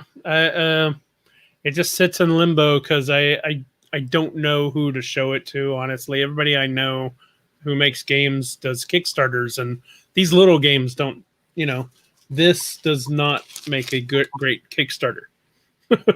It's just 30 cards and gems, right? Yeah. So I don't know who would make it, but it'd be cool to see it out there. It'd just be kind of like, small box, like a no thanks or something, right? Yeah. Yeah. Yeah, I really enjoy it. A good one. Yeah. So speaking of Kickstarter, Ooh, is it rant time? look at that. I don't see. Okay. I don't really have a rant. I just brought up a question, kind of thing that we talked about earlier. So I think I got Katia's idea about it, but I didn't really get from you, Mike. So basically, here was my question. Would it be? I'm gonna let you do that. I have to run to the washroom. Okay, yeah, because you know what I'm about too to long. say. I just drank like a whole glass of soda water. So the question then is basically, if you have a Kickstarter and you say, "Oh, my goal is 15K to make a board game," that's not your real goal because we all, us in the business, know it costs way more than 15K to make even 1,000 games, right? Because 15K to ship the game. I know right now it costs at least that. So the question is then, if you put a little disclaimer, even in the the what was it called, the bottom part that has the risk and challenges part, right? Challenges, yep. So if you put a little disclaimer that said something like, "Hey, our Kickstarter goal is 15K, but that's just what we're hoping to hit day 1 or day 2. What we really need is 90K or 80K or whatever it is." If you put that in there, just being completely transparent, everybody I'm talking to says don't do that. That would be bad. It's just really weird advice to get from people to say don't be super transparent. I kind of agree with the advice because I know where it's coming from. Nobody has done that, and it would be to some people who don't know that that's how Kickstarter works, it'd be kind of like revealing how it really works, and it seems shady initially, I guess. So I don't know. What's your take on it? What would you think if you saw that on a campaign? If somebody was like, "Hey, we're setting the goal at this, but really our goal is that," Yeah, and they're saying it on the page. It's not like, you know. I think it's uncharted territory, and I have my own, as you put it here, gripes with the way Kickstarter runs. Right, it's not supposed to be a store. You're not supposed to pre-order yet.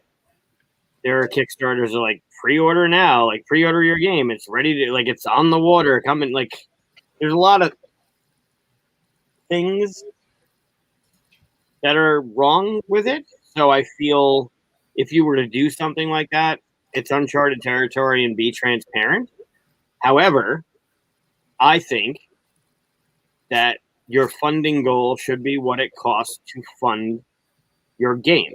If your initial print run is 5,000 copies, and if you want to be transparent, I've seen some Kickstarters do like the pie graph, where the money's going, how much it costs for art, how much it costs for whatever.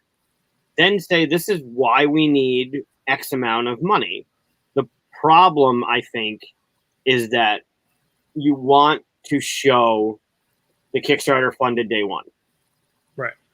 Because that gives you the momentum going into the lull of the campaign, because every Tuesday, and tomorrow's another Kickstarter Tuesday, every Tuesday there's X amount of games, and how do you find your way to like a project we love or something that gets funded and fights with those mass market big name companies that just hammer in the marketing and hammer in the multi-million-dollar campaigns. Like, it's hard, and you try and find a way to kind of like, I don't know,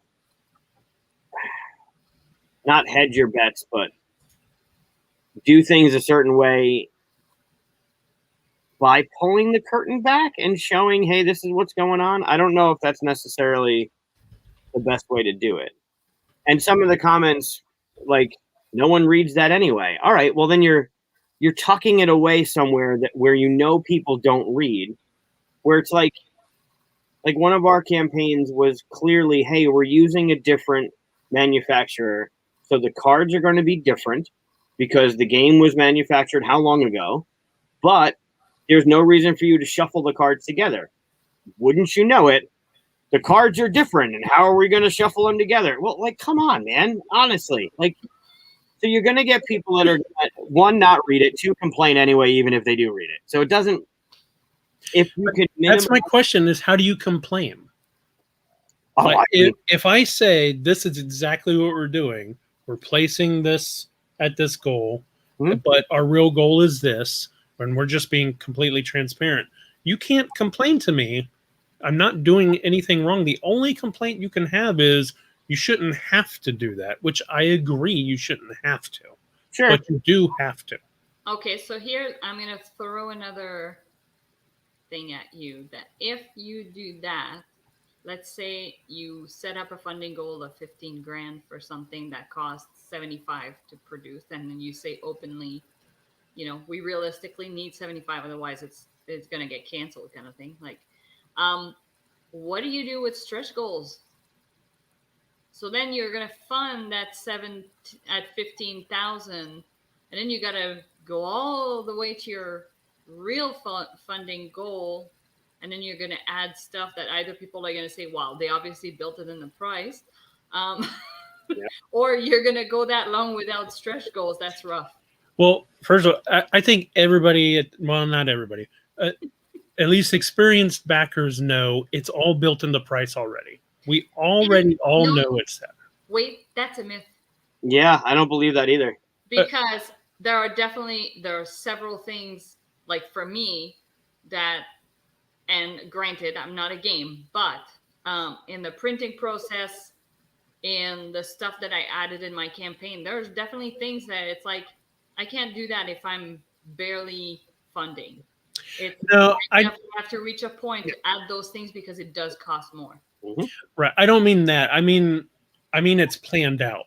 It is planned. Like Yes. you have to know how much stuff costs and stuff before you even before you start. You already have, at least you should already have like, okay, if we get to 20, we'll do this. We get to 30 and stuff, and you might need that extra money to get that right. So let's say I said, all right, 15,000 is our Kickstarter goal, but 75 is what we really need. Okay, let's say I said that. I could start the stretch goals still, and basically say that the ones that are going from 15 to 75, those are baked in, but they're timed releases. We're just telling you about them as they go. And then once we go past the 75, those are real stretch goals, right? I mean, how is that different from anything else?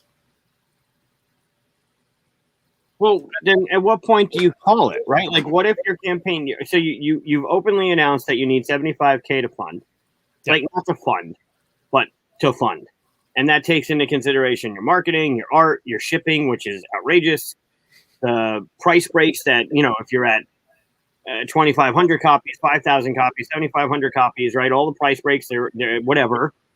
Then you can even argue like games that have stretch goals aren't the full game, and people feel like they don't have the whole game when they miss out on like 75 different expansions for Marvel United. But then what happens if, all right, day one goes, you get to do your little banner that says funded day one, yay. And then 3 weeks, 4 weeks into the campaign, you're at $43,000. Have you preemptively said, look, we're going to kill it before if we don't get 75? Then That's going to happen anyway. But isn't that going to be a deterrent for people like, oh, fuck it, I'm not going to do it because they're going to kill it anyway? I mean, that would kill it anyway, no matter what, right? So if my real goal is 75 and I don't tell anybody that, and it's about to end at 45, I'm going to cancel it. Sure, but if your goal is 75 and you don't hit 75, then you cancel it. Great. If your goal is 15 and you're saying it's funded and blah, here's some stuff we're going to throw at you and here's this baked in whatever, and then you're like, your 48-hour email goes out and you're like, yeah, we're sitting at 43, so we're going to try again. Well, I feel that would deter people from even backing in the beginning. Even though you're doing your Kickstarter funded thing, people are going to look at the campaign and be like, well, they have a potential of canceling it. They've only got 15. They need 75. We're 2 weeks into the campaign. I'm not going to throw my money at it because it's just going to be a cancellation. Well, Kickstarters well enough that if somebody has a 15K goal, which happens a lot, even a 20K goal, and they hit it on day one, you go, they didn't really hit it. You do that, right? You understand. And most backers at this point are like super backers or whatever, depending on the thing, right? If it's a small card game, sure. But if you're looking at, Bloodborne and they hit 20K, I know it was higher than that, but they hit 20K with all these minis and stuff, and they go funded day one, you're like, no, you're not really funded. So all you're doing is operating in the dark at that point. Are you saying I'm not going to back this because they're not really funded at 20? I mean, there's a lot more that goes into it at that point, right? Because you can just put your funding goal at $1.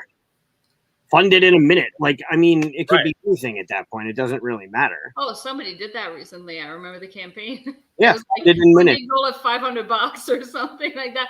And then it's like, oh, like 2,000% funded. Well, yeah, no kidding. It's like your funding goal was so low, obviously.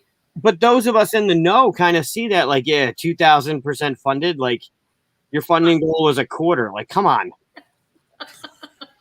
Right. Like, I get it, right? For marketing purposes, sure, it's going to look great that you funded day one or funded in 40 minutes or whatever the hell you want to put on there.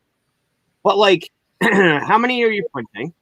Like, I guess those of us in the industry or those gamers that are looking at the important information, maybe not the gamers, but in the industry, how many units are you printing? Where's your price breaks? What's it going to cost you to fund the damn game? And is funding just manufacturing, or is funding from manufacturing onto the dumb containers across the ocean to your warehouse, pay your warehouse for fulfillment, pay for shipping? Like, what does it actually mean to get your game funded and on somebody's table? And to me, I feel like that should be your first print run. Like, your backers and your money should be able to fund your first print run. And if you get X amount of backers, you fulfill the backers, obviously, and then everything else from that print run should be gravy. Like, that should be your profit, right? You've been in the red, your backers get you to the black, and then all your extra that are not backer fulfillment, that are going to retail, that are selling off your website, that are being sold directly at cons. All three of us go to a con and get a booth and hammer out the fact that we're selling this game and people buy it. That should be what your funding goal is, right? All of that stuff lumped in. And if you hit it, great. Everything else is going to be wonderful.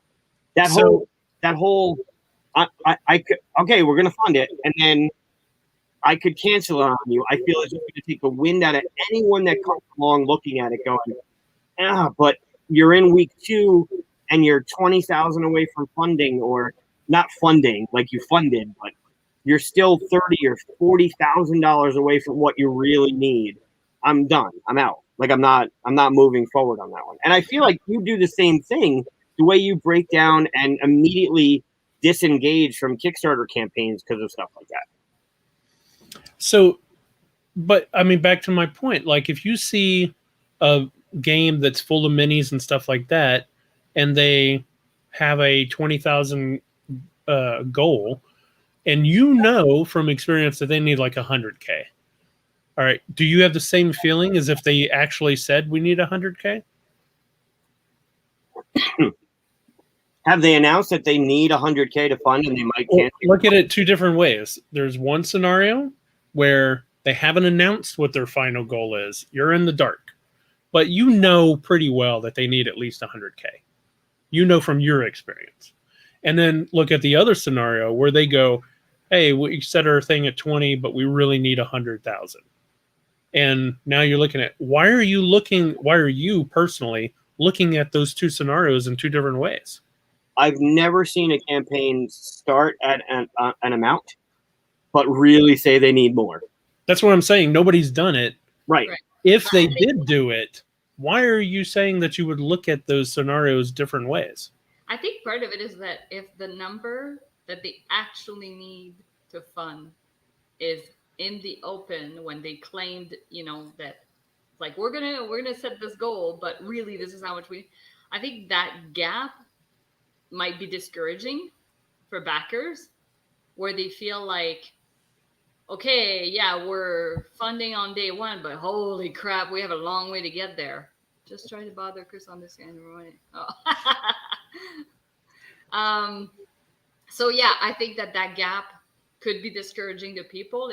It's almost like, ignorance is bliss, right? It's like, we kind of know that they probably do need that 100K, but at the same time, it's like, that's your problem. I don't know. Like, part of it is that, I don't know, if it's stated, then I think it might just feel like it's too big a stretch, or it's on them at that point, though, right? Like, if Queen Games or Simon or Come On or whatever comes out and says, we're making this game, it's something awesome, we're going to have all this stuff, our funding goal is 1,000. Okay. And if it's really $120,000 to fund it because of all the minis and all the sculpts and all the metal coins and whatever, great, that's on you, man. Like, you've done whatever you needed to do. You've baked that into your marketing campaign to show that you funded day 1, right? Whatever it is. And then if you cancel, well, sure. Like, you kind of go into it preemptively going, yeah, they're not going to, that's way too much. What you're both saying, and I'm not disagreeing, I'm doing a little devil's advocate here, but what you both seem to be saying is that you prefer to be in the dark. Kind of. Well, because part of me, I don't know, and again, part of me would think, if you need this much, then why don't you set it at this much? Because I hate seeing campaigns that have funded that get canceled. And it's not because I'm not, like, if it's a game that I backed, it's not that I'm not going to go back, but I know that that's what it does to people. Some people just go like, you know what, then screw it. Or the second time, they might miss the email saying, hey, we've relaunched. Like, I don't know. It's risky. And I don't know. When I see a game, I mean, I know there's a lot of reasons behind why people do it. But yeah, I think I just prefer the actual funding goal. Like I get it though. They like the whole momentum of the beginning, and I don't know. I don't know. It's tough. By the way, Peter Vaughn's got a lot to say about this in our comments. I haven't been putting him up because like he's got a lot of good points and stuff, but I asked him to be in this show and he couldn't be here tonight, so But he is here. he is here. I know. You could have been here for this part, Peter. So 2 things. 1, I hear you saying Peter's talking too much. 2, Michael DeVito was in, who's our guest. We were supposed to have him on tonight. He's our guest next week, which we're going to announce something during the week, which is going to be super cool for next week. So stay tuned. I think prior to the container debacle of 2020 to 2021, where, I mean, a year ago, containers were 5,000 and now they're closer to 20, and some people are even paying more than 20,000. There were plenty of campaigns that were canceled that had a low funding goal that came back and were like, yeah, we didn't plan appropriately, or we didn't do this right and we run out of funding. So whatever, like there were all of these problems prior to containers being the problem, where people set maybe an unrealistic goal because either they were young or they didn't know, or they didn't do their research, whatever the reason was, and campaigns were canceled. Okay, great. But they had funded. We get all excited. Hey, that's fun. Sorry, Michael. Oh, hey. Just saying hi to new people. Yeah, welcome. Our family plays games. Great people. Great channel. Check them out. Should put the link in the comments after the show. We can do that. And to answer Daniel's question, I think it does hurt a little bit, but not as much as most people think. Honestly, yeah, we were talking about Bloodborne in the Discord channel about that too. Yeah. But if you put in a funding goal of 20,000, you raise 120,000, and you're like, hey, I'm out. Like, we can't do it. All right, fine. Some of us might be offended because we don't understand that 20,000 wasn't realistic. Some of us might not be like having our hopes up because whatever happens. But I think I think it comes down to you announcing in your risks and challenges, hey, just so you know. Yeah. We put in $1,000 just so we can say we're funded because of whatever algorithms are out there for our marketing, but really we need $101,000. Oh man, like that's just immediately I'm out. I don't like. There's too much of a. That's just weird to me because you're out because they're being transparent when everyone else, 90% of everyone else does the same thing. I guess if that transparency was more, I'll say right now, every single campaign I run is like that. The Kickstarter campaign funding goal will not be what we need. Right, but if that's on you, then at that point, right? If it's going to cost you $40 to manufacture it, and you put a $1,500 funding goal for whatever reasons, like that, it's on you. Like if it gets to 35, I'll cancel it. If that's the end. That's the thing, is because Kickstarter lets you do that, it becomes a lower risk. It's not that because Kickstarter lets me do it, it's because Kickstarter makes me do that. They're the ones that created the system. They're the ones that have the algorithms that make it to where you don't pop up unless you funded day one. No, sorry. I meant if you are funded, but that your realistic goal is higher and you didn't reach that and you just cancel your Kickstarter. Kickstarter's not making you do that because technically you funded. That's a decision. Yeah, it's not like Indiegogo. Yeah. Okay. Yeah. I don't know what's happening in the comments. I have you guys on like full screen. Yeah, they're starting to go off on a different thing. Then that's fine.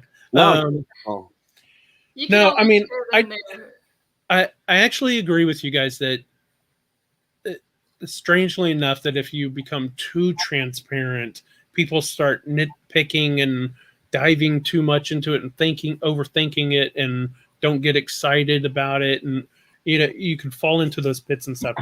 It's just that there is the issue that Kickstarter has that, I don't know if you saw it or not. It's real old. It's been out for a while, but on, I think it's Reddit, a Kickstarter employee who left left a big thing as to why you need to be funded day one, because if you don't get funded day one, their algorithms don't put you on the front pages, they don't put you in emails, they don't project you love, all that stuff.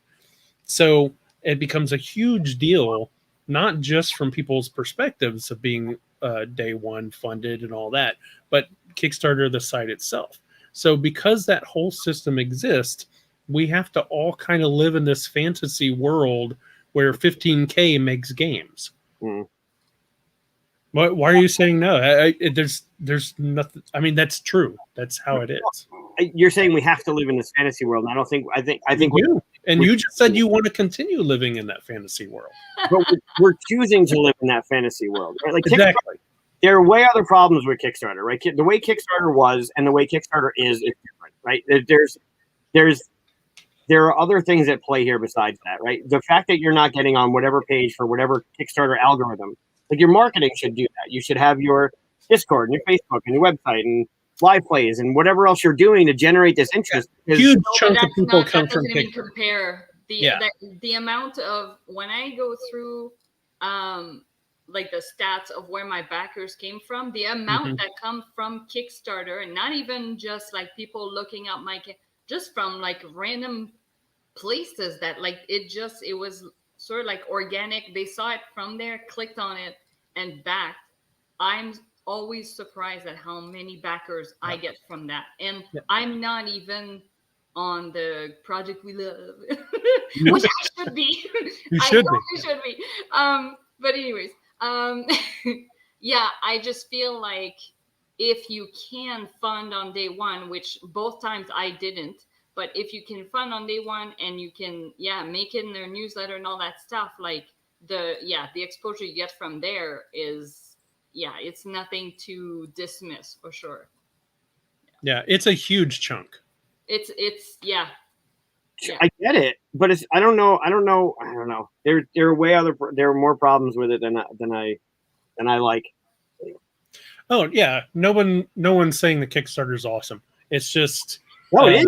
Some those that make 1.5 million, 2, 3, 4, $5 million. It's awesome that it exists. It's just not. I don't mean it. No one's saying it's perfect. Nowhere near it.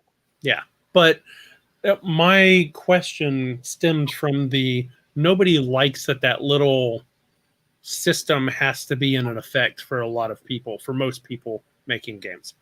And some of that exists, and you're right, is because Kickstarter is no longer what it used to be, what it was meant to be, right? It was meant to have, like when I went to Kickstarter in 2012, it was me and Aaron, and we had a game idea. We made it, on our kitchen table and got it produced and made a game, and that was cool. And we got it in a few game stores, and that's what it was supposed to be, right? Yeah. Not make a game publishing company and live on it. And now that's what it is, because you have to put so much into marketing and stuff. You basically have to start a game company to make a game. You can't just go in there and go, "I'm gonna make a little game." You might be able to do the small game, something like that. And, that still kind of exists, possibility, right? But for the most part, most of us are trying to make a, real living at this kind of thing through Kickstarter. And because that's the case, we can't say, oh, we need 100K for something and then not fund that first or second day. I don't know how to fix it. So is it because the big companies are also using Kickstarter as a pre-order service? That's part of it. Definitely part of it. But it's also like you start off with, take Jamie Stegmaier. He started off, I think, like a year before me doing the same thing. And of course, because he did so much better than me, definitely worth it, deserved it. And continue to up himself on every single campaign. Everybody else had to match that to where he made himself, a company. And then everybody coming in couldn't start at the level he was anymore. They had to come in at the level he was. And, it basically just ramped up to where every single game page has to have minis and gifts and 3D animation. And, you have a huge production, cost a lot of money before. which it didn't because, use like, I know international shipping. Before Jamie Stegmaier started doing all that stuff and teaching people how to do it through Amazon first and all that, people were just doing US. But who does that favor? What do you mean? So the three of us have a game company, right? We're gonna launch Zosimos, right? We're gonna make a video. Chris is like, hey, that's my game. I'm just saying, like, we're gonna make that game. Like, we're gonna put it on Kickstarter. We're gonna run it. We're gonna do a video. We're gonna do risks and challenges. We're gonna do levels. We're gonna do fulfillment. Right? We're gonna do it. Our video is gonna look like a second grade science project compared to Simon's Masters of the Universe video. Like, how do you compete with a multi-million-dollar company? My video would look awesome because I make videos like that, but that's different. Little self-promotion. There's a lot of games where you look at the videos. Like, I'm thinking, even was it Villainy Sorcerers and the one where it's all 3D and and it's like, oh my god, like, come on, like, who's gonna, you can't compete. Well, I mean, I'm making Peter's video right now, and it's all 3D and stuff like that, right? I mean, it's Peter, you're so fancy. You gotta be. Yeah, that's exactly it. You gotta come. That's what I'm saying. Is you gotta come at that level now. Yeah. That's what backers expect. When you were talking about small games, recently I saw, and it was on the Game Crafter. Yeah, I think it was on the Game Crafter. Yeah, that's true. I guess they're skipping Kickstarter. You can have, basically, for a small game, you can have, it's a pre-order system, and it gives you the price that you're purchasing it at. But the more people that join in during the time period, then the price comes down. Mm-hmm. And I thought that was really cool. Like, I supported a game by Jay Bell, and it's like a small card game. He had, I think, 2 at the same time. But yeah, like, it basically sends you email as the price goes down, and it says, we only need a couple more people, and then we reach this, it's basically, it was set up for a certain amount of time, kind of like you would do with Kickstarter or like Game Found or whatever. And people can do it that way. And it was a lot more low key in a way, like a lot more simple and less, bells and whistles. But I thought that was a pretty cool alternative for like a smaller game that you want to get it out there, but that if you put it on Kickstarter, it's just not going to get noticed. Like, I don't know, Tidal Blades is one of the... Yeah, their Tidal Blades video was pretty cinematic. It was good. Well, and what's funny is I never watched the videos. I think I watched the last one because somebody put it in the Discord channel. I never watched those. I'll watch it when Chris points at them or pokes at them. Like, this piece of shit. And then I'll watch it. But I actually only watch the videos because I make them. Yeah. But if I ever go to look at a game just as a backer, I skip it and I go and I look at the pay. The first thing I go for is the step-by-step gameplay kind of thing. Sometimes they're animated GIFs. And that tells me pretty much all I want. Yeah, the animated GIFs are almost like a must-have now. Yeah. And then after that, after I'm getting this and stuff, I go, I should look at the video. And I go look at the video or whatever. But, and sometimes I just get sent videos by other people and stuff and be like, look at this video. It's amazing. And because I got to keep on top of that. But I guess the whole reason why I asked the question, obviously, was because that situation exists, not for everybody, but for a good portion of people, for games. And it would be nice to have some way to be a little more transparent about it and be accepted. But I think you're right in the end that it would just, for whatever reason, shining light on what's really happening would make people recoil, even though they already know it's happening. It's a strange thing. It is. Yep. It is. There's a lot of psychology in marketing and stuff like this that you have to consider. Not everyone needs to see how the sausage is made. True. You ever watch a video on McDonald's chicken nuggets? You don't want to eat chicken nuggets. No, please don't tell me. Please don't tell me. Don't, because you'll never eat chicken nuggets again. Don't tell me. Yeah. I think it's one thing to be transparent, to be like, look, this is the shit. Like, this is what we need to do. But I feel in this situation, regardless of my gripes and my concerns and my rants about whatever, I think it would just take the winds out of the sail before it gets going. Yeah. Like, you're not going to come out of the dock if you're like, look, we're doing this for reasons that make sense, but this is where we're going to be. It's like, well, yeah, but then now I'm going to watch it, which might be a good thing, but like if it's not moving, you're going to lose momentum before you even get moving. Well, okay, but to Katia's point way back, how many people actually read it? The risk and challenges, right? So it almost becomes like the fine print that when people complain that you can't, so you go, look, I told you. Yeah. Not that that's why I wanted to put it on, but Sure. Is it really like, fair to bury it in the risks and challenges that you know people aren't going to read anyway? Well, enough people see it that it would create that momentum issue. Yeah, I guess. Then you'll have a Reddit channel about how Chris buried something in risks and challenges on his Kickstarter campaign, and then tabs about how awful you are. I don't read Reddit anyway. I don't care. Me neither. Reddit doesn't exist to me. They're too mean over there. I don't care about any social media where you don't use your real name. Well, I don't, because you can be mean and not care about what you say to people and stuff. And Kickstarter, I know who you are. I know where you work. You have family members, connected. That's why I like Facebook. Did I say Kickstarter? I meant you said Kickstarter. But in Facebook, that's why I like Facebook over like Twitter or any of that other stuff, is because you're talking to a person who has, a connection to everything around them. So, but anyway, that's a totally different thing. Yeah. But yeah, we'll see. We'll see. I mean, maybe it will become. All right, I'll just keep lying. Just kidding.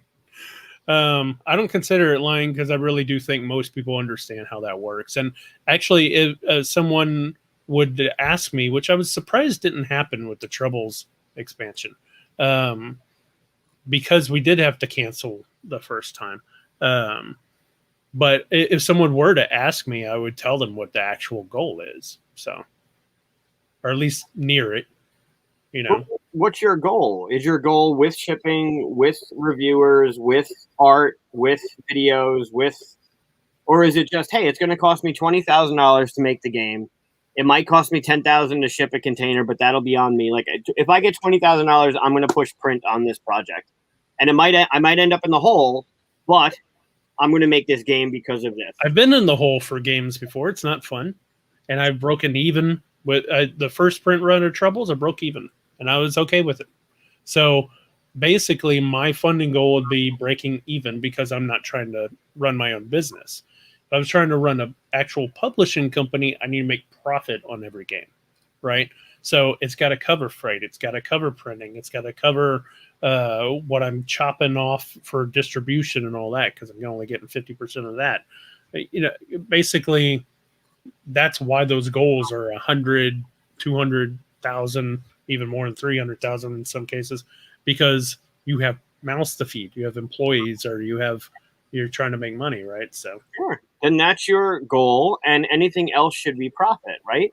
You cover your backers and you cover your print run, whatever you want to include in that pot of money to get the shipping, to get the whatever, and then everything that goes to the backers, great. They helped you get what you needed for your first print run.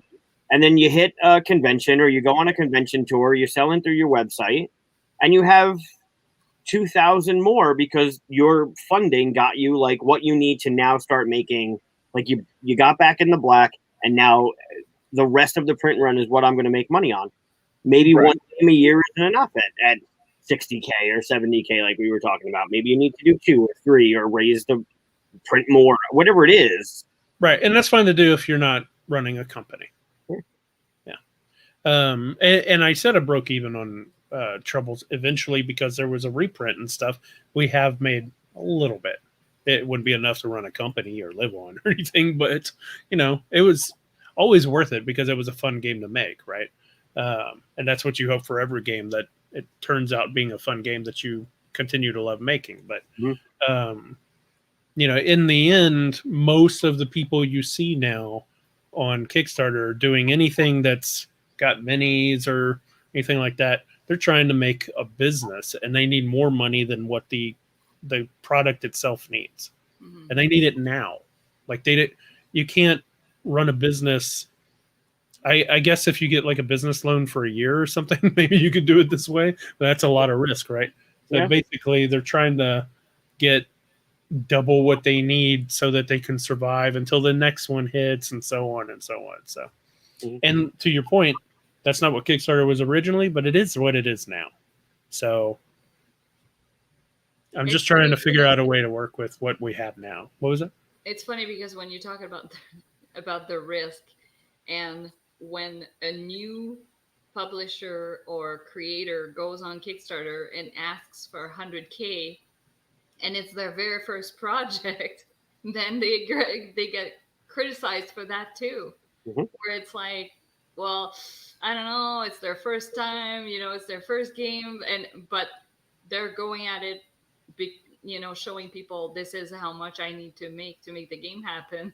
But then we come down on them for wanting that much money for our first game. So it's really, it's, I feel like there's a lot of, I don't even know, like, spoiled gamers. Oh yeah. I mean, anytime you talk to creators, they always have complaints of, like, they won't talk about it publicly, but they always have somebody like, this one backer did this and this and said this, because you can never make 100% people happy, right? I mean, I got a game, Crusaders, which I love, but it's got all wood bits and all plastic bits, because once they said, hey, we're upgrading to plastic, we hit the stretch goal, half their backers went, we want the wood, and the other one went plastic, and now they had to make both things. It cost more money, all that stuff. So you have to be careful what options you give them and all that. I mean, you have to treat them just perfectly to minimize the amount of complaints, because you will always get people wanting different stuff than what you're offering. So, and that's also another divide that could happen, right? If you're like, hey, we have box cover A and box cover B, what do you like? Those that want box cover A and box cover A makes it by 1 vote or 10 votes or whatever, great, they seem happy. Yeah, my box cover is on the front. Those that want a B are like, I'm out. Like, it's not my box cover, or I wanted wood, or I wanted the metal coins, or I wanted silk screening, whatever. So even giving something like that as an option is like, you could be putting yourself in a corner, because quarter of the people could drop out, a third of the people could drop out because they didn't get what they wanted. Like, everything's a risk. The whole damn thing is a risk. And I found out you can't you can't do voting either. Like, if you have, Starship A and Starship B, and which one do you vote? The people that lose in that voting get mad. Yep. And you have to go, okay, I guess I'll put B in there, and then the whole thing was useless, right? Right. That's how I ended up adding extra magnets. Yeah. I felt bad for the vote that didn't make it, so I'm like, well, I better put that on the magnet. Yeah. You can't give options. Yeah. Well, you had room on the sheet, plus you needed to add that 1 in there. It had to be there. Yeah, true. But it was just, it was extra work for sure. Mm-hmm. There is a game in here, Peter. There is a game of making the perfect Kickstarter board game campaign. Yep. And there is a game in there somewhere.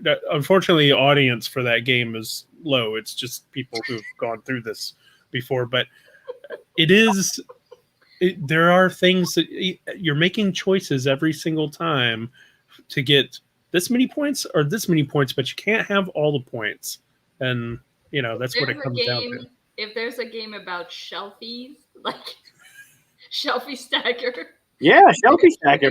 Yeah. Game about making a game on Kickstarter. I'm surprised that hasn't happened.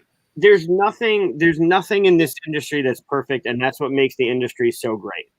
There isn't the perfect game reviewer. That's why we can go watch Rodney on Watch It Play. That's why we can go watch Our Family Plays Games. That's why we can go watch Rado, because they do things differently and we have choices, right? Same thing with the games. If there was a perfect Kickstarter and then it caught on, like these are all perfect, then we don't have selection anymore. Everything's going to be a cookie cutter game experience. Well, the difference with games versus reviewers is if I go watch Rado, that doesn't stop you from watching Our Family Plays Games. Whereas in a game, if I choose ship A and they put only ship A in there instead of ship B, you lost out on ship B, right? Right. No, what I'm saying is if there's a perfect Kickstarter out there that is a deck building dungeon crawl with choices and minis, and everyone starts doing minis in all their games, and everything's got metal coins and everything's got silkscreen meeples, like Everything's gonna be the same. we've already got Massive Darkness and Descent and Journey to Middle Earth and Star Wars Imperial Assault. Like we already got that stuff. Let it be different. Let it be great. You don't like it? Awesome.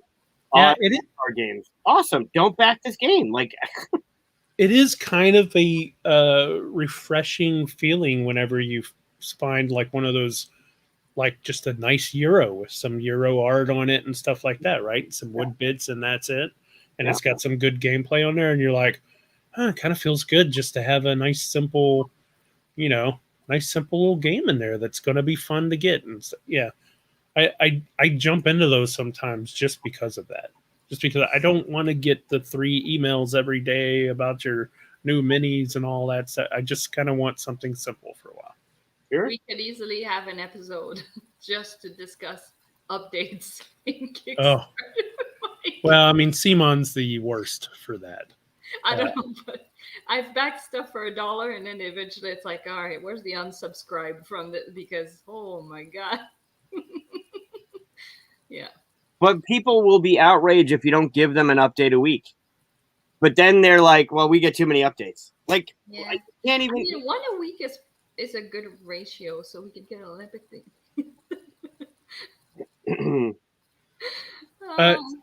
But yeah, sorry, go ahead. No, go ahead.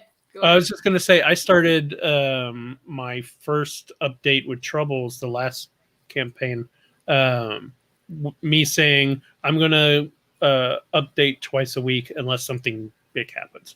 Just set that goal, and that's what's going to happen. And I think only 1 week I did a third one. I was like, oh, this big thing happened and stuff like that. And no complaints from anybody. Sure.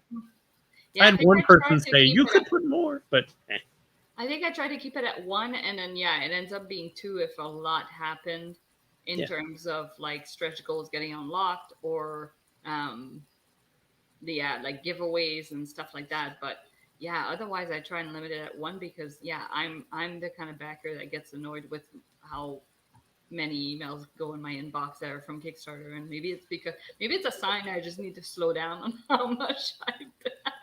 Are you saying 1 a month or 1 a week? No, one per week. Every other week is cool too. Yeah, So every other week. I think if you have a, mind you, I don't know. Every other week, I feel like so much happens. Are you saying during the campaign or after the campaign? After the campaign, I do once a month, unless something big happens. But during the campaign, I do twice a week. Yeah, I think I'm at once a week during, and then afterwards, I mean, there's a few, I think, like closer after the campaign, but then, it's about once a month. I'm probably due now that we're talking about it. I think it also depends on the campaign too, right? Like if you got a shit ton of stretch goals going on, you want to let people know, hey, we've just unlocked and maybe a 1 update with like, we unlocked a dozen stretch goals, like not too long. I'm not reading this one. Right. But like,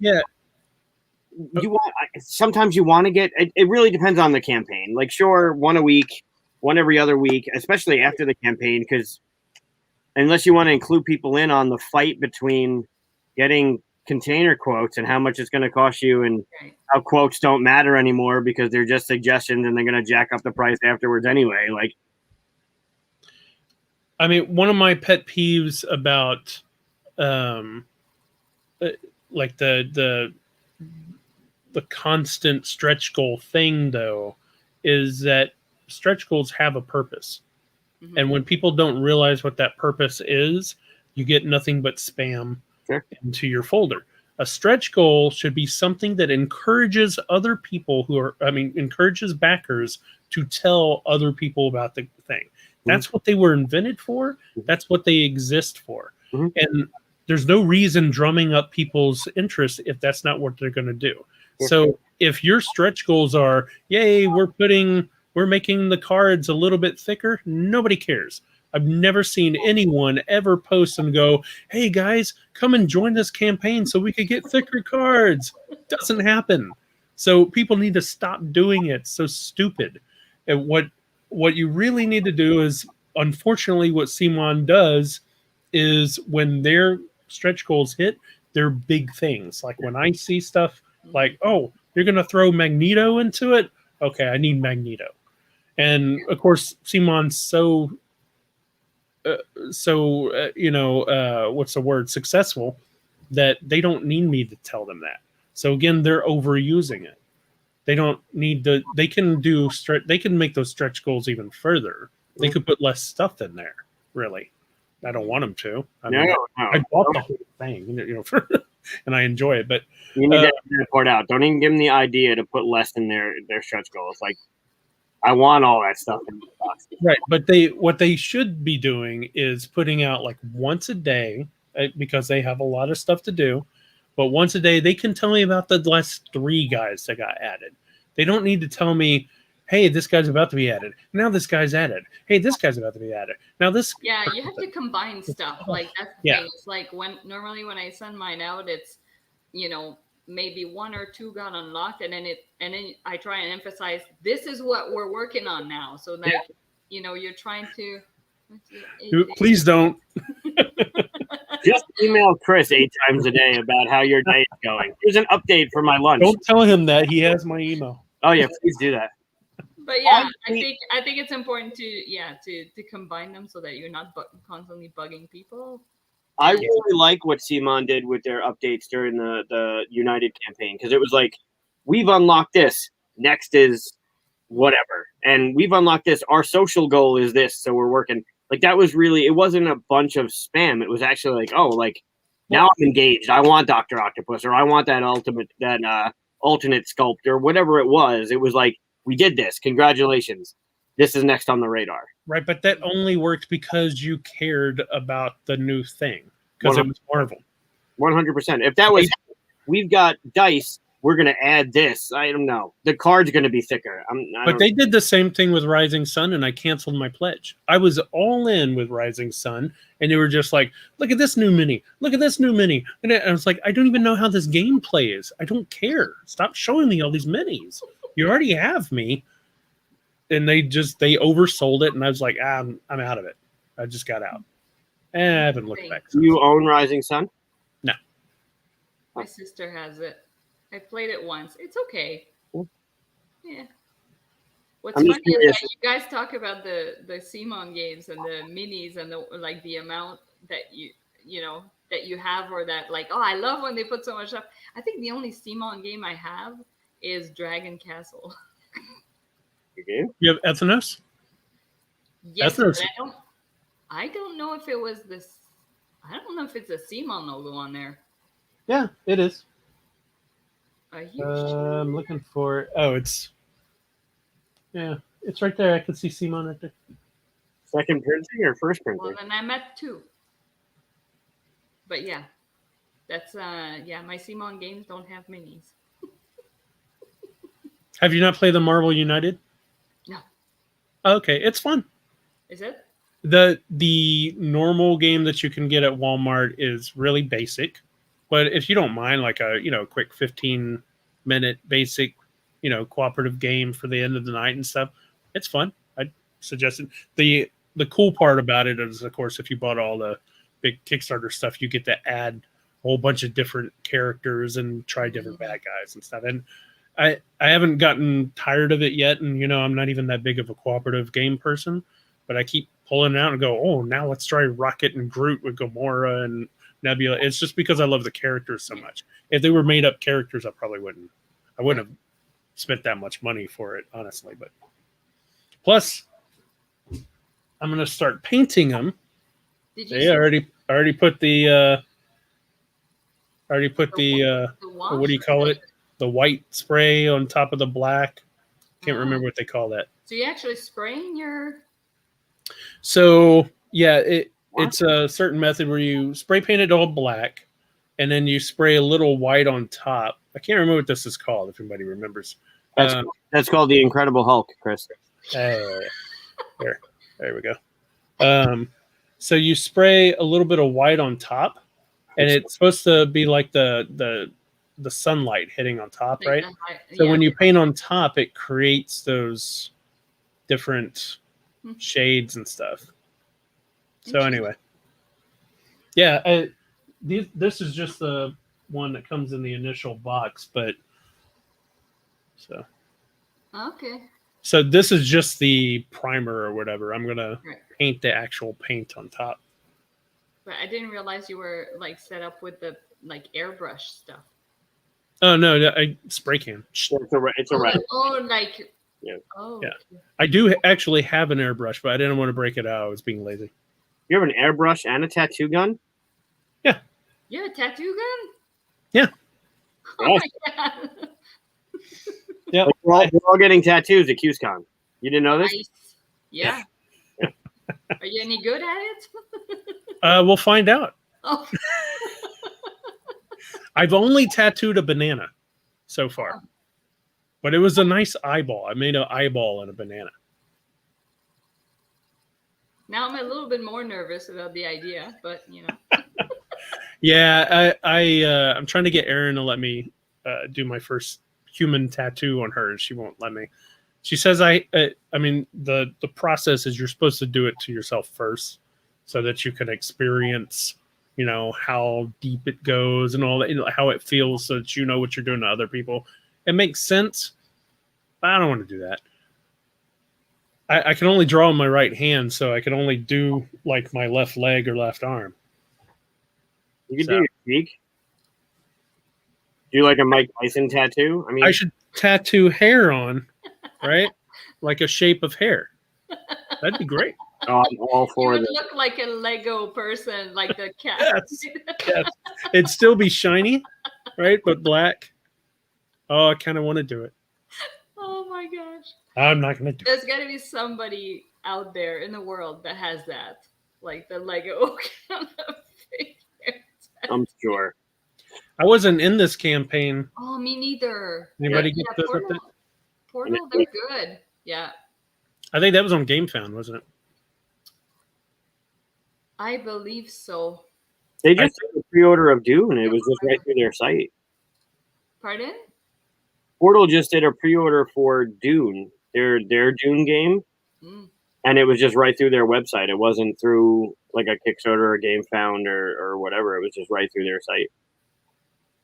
Yeah. I think that. Yeah, I think that a lot of publishers have that goal. Mm-hmm.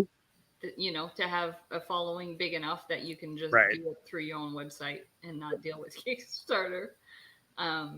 Well, at what point do you want to give them, money anyway? Like if you can do that stuff, then why pay them to do it?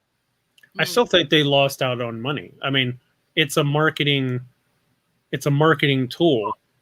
Paying 10% or whatever it is, Kickstarter, I think it's like 6% now or something like that. But with backer kit and stuff, it's at least 10%. But paying 10% to be able to do that kind of stuff, that kind of marketing, it's not really that bad.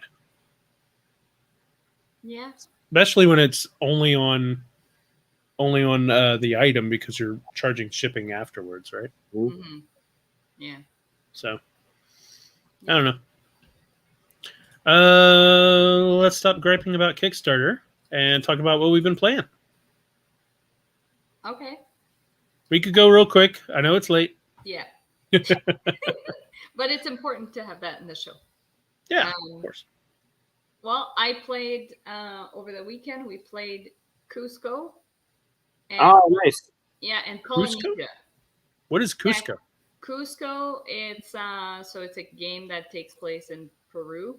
So you have little basically it's on a map and you're trying to build terrain and like little cities and you have like these little temples that you raise, and that becomes a city. And Yeah. it's basically area control, but it's layered. Like your tiles stack up on top of one another. So as the board fills out, you're trying to basically you're trying to get higher elevation than your opponent so that you control that city, and then you can build elsewhere. And then again, you're trying to like get higher elevation so that you control that place too, and then you can throw festivals, and it was really really fun. The table presence is really nice, and the components are fantastic. I was really excited to play it because we've been to Cusco, so it was kind of like that. There's a little bit of that too. But the gameplay surprised us. Like it was, we normally area control is not our thing, and at 2 player, it's normally not ideal either. But that one really played well at 2 player.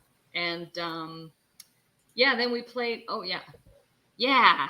Ah, it's just so pretty. It's a remake of Java. Sure. An older white box game like Mexico or Mexica, Java. There was Okay. a third one. It's so fun. Yeah. Oh man, I love it. Can I ask you? So there's different types of area control. Is it the kind where people can, like, if you take a spot, can people take it back from you? Yes and no. So you don't get displaced, but there are ways that if you leave yourself too far from those little temples, like those little piles of things, then somebody could use one of their tiles to change the terrain and separate a city into two, so that they end up on the side of the temple, and now you're out in what is called a village. So the village itself isn't going to score anything until it has a temple on it. Um, so there are ways like that to sort of like battle area in a way where it's like, yeah, you might control something and then it's going to get taken away from you, but you can't just get displaced. So Okay, so it's not. It doesn't feel very take thatty. no, it doesn't. Like towards the end, I mean, when it gets down to the wire and you have a few tiles left, you're going to want to use them to your advantage, and then you might start to section things off, and but yeah, it really it was really really fun. And then yeah, the water also scores. So basically when you surround water, then whoever has the most amount of people around it, they score times the amount of water tiles. So that's another way to make points. And so yeah, so we played that. And then our other travel related game or like so basically we were in a theme of like yeah, just travel and countries and whatnot. So we played Polynesia, and that was a huge letdown for me. Oh, I was so excited to play that, and the components are cute too, and it was like it just, I don't know, it felt like it's a game where you're trying to escape the island where the volcano is.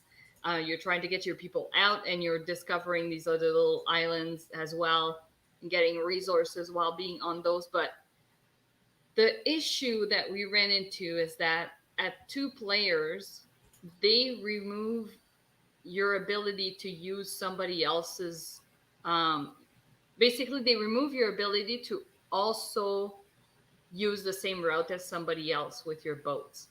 So if somebody built a boat somewhere on a route, you can no longer place a boat there. So you end up cornering yourself, limiting yourself.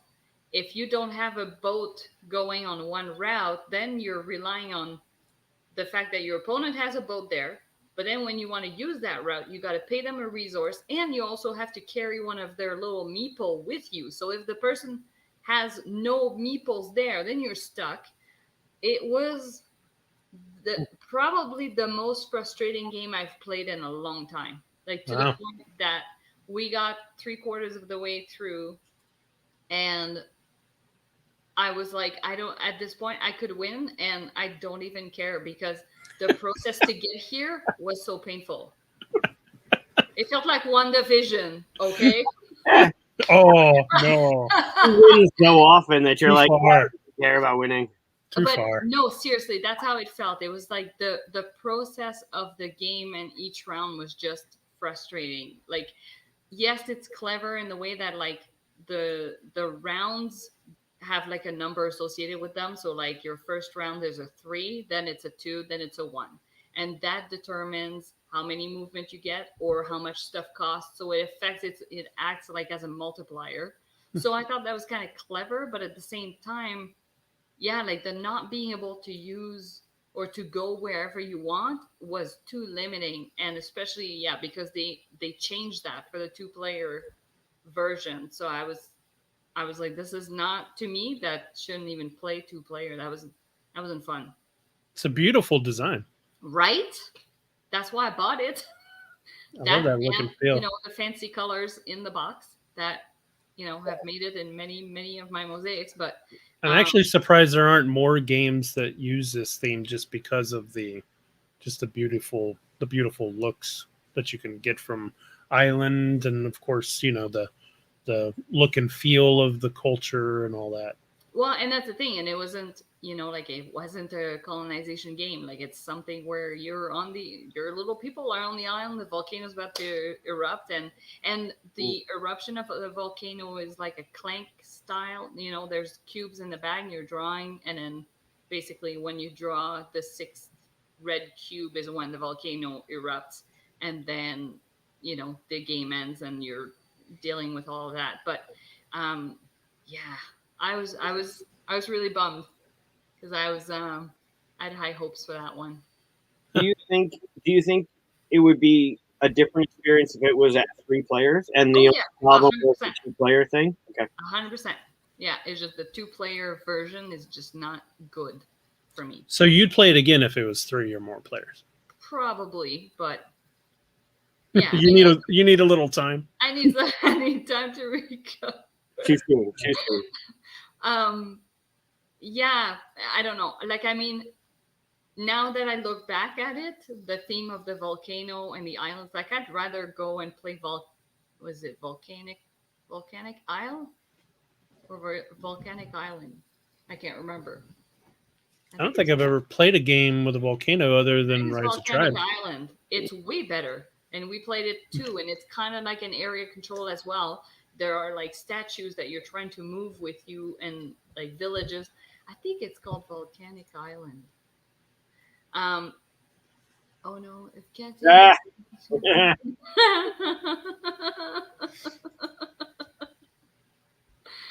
Well, I mean, at this point, I'm keeping the game regardless, but yeah, it's a bummer. That's all. Oh, Fireball. Fireball? Yeah. No, it's not Fireball Island. I've actually never played that Fireball Island. That's the one where you drop the marble or something, and Yeah. I've never played that. I haven't played the new one. I think they tried to do too much to it, although it looks pretty. The original, I'm guessing it's not this. neat. No, but what is that? Volcano. Don't know. It's the Cones of Dunshire. Oh, there you go. That's No, I so think funny. you were right. I think it's Volcanic Isle or Volcanic Island. I think it's Volcanic Island. It's by Arcane Wonders. Volcanic. Oh, it is Isle. So I Yep. was wrong. Yes, that's the one. Is that That's a Easter good game. Island? They don't have That's an a- active volcano, do they? Pardon? Does Easter Island have an active volcano? No, but no, I don't think it's supposed to be Easter Island. It's just those statues. You erect them in places, and then you can move them as well. Oh. With you. Like it's just, but It's weird. it was way better. Sorry, there's a spider. I'm in the basement. Had 2 bugs on It the. just came down. Pardon me. There's a scorpion in my way. Hold on. But yeah, that game, like if you can click where the board is, and it will show you a little bit more. Oh, that's the back of the. Did you make it smaller? That? Yeah. So and you have like these. Man, way to make volcanoes look boring. Yeah, I know. It's like piles of dung. But you're also dividing like the territory, and if a volcano erupts, then yeah, like that whole section goes or something like it was. I enjoyed that way more. I would play that again, but yeah, the other one, I'm not in a The hurry. table presence on this is disappointing. From a distance, it looked like someone just threw up on the table. In all fairness, it doesn't look that bad. Like, it's funny because on the table, I think it looks fine. When I took the pictures, I also felt like it looked blah. So I think it's just the Oh, weird. colors don't Well, this come looks totally different. right. Yeah, I think it's just Maybe you're looking at a prototype, Chris. Oh, okay. Yeah, maybe. yeah, that's You more know, like you know what? I feel that because I can't get a prototype image of Troubles off of BGG because someone else put it up there. oh no. And it was like one of the first ones up there whenever our Kickstarter launched. So it got like 100 likes or something. And it's the first one that shows up. Was it you? You raised your hand. It was me. I did it. Was it you? No. I can go see who it is. No, I'm going to shame people. Me. Maybe it was me. Might be. I'll make you take it down. But yeah, Oh, so anyway, so that was my weekend of gaming. Have either of you played The Table is Lava? No, but I've seen it. Oh, it's super fun. Talk about a volcano game. That was a Kickstarter, wasn't it?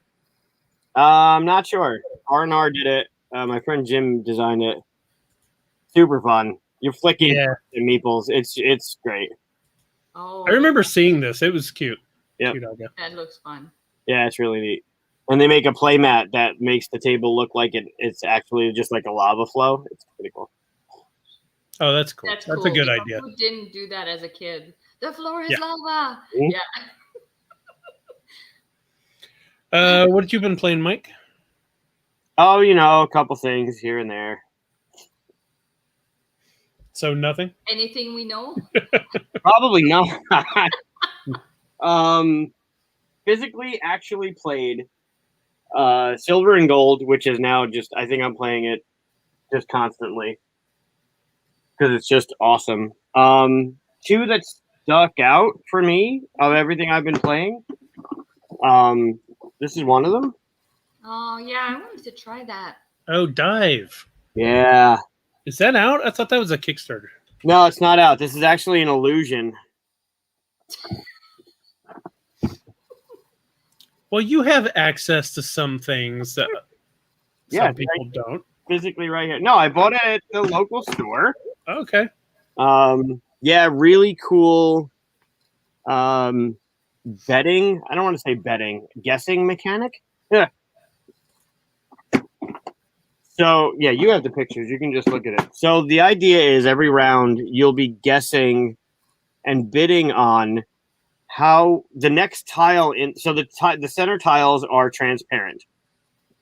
Oh, Peter. That's interesting. Oh, Dive? Really? Huh. I'll show you.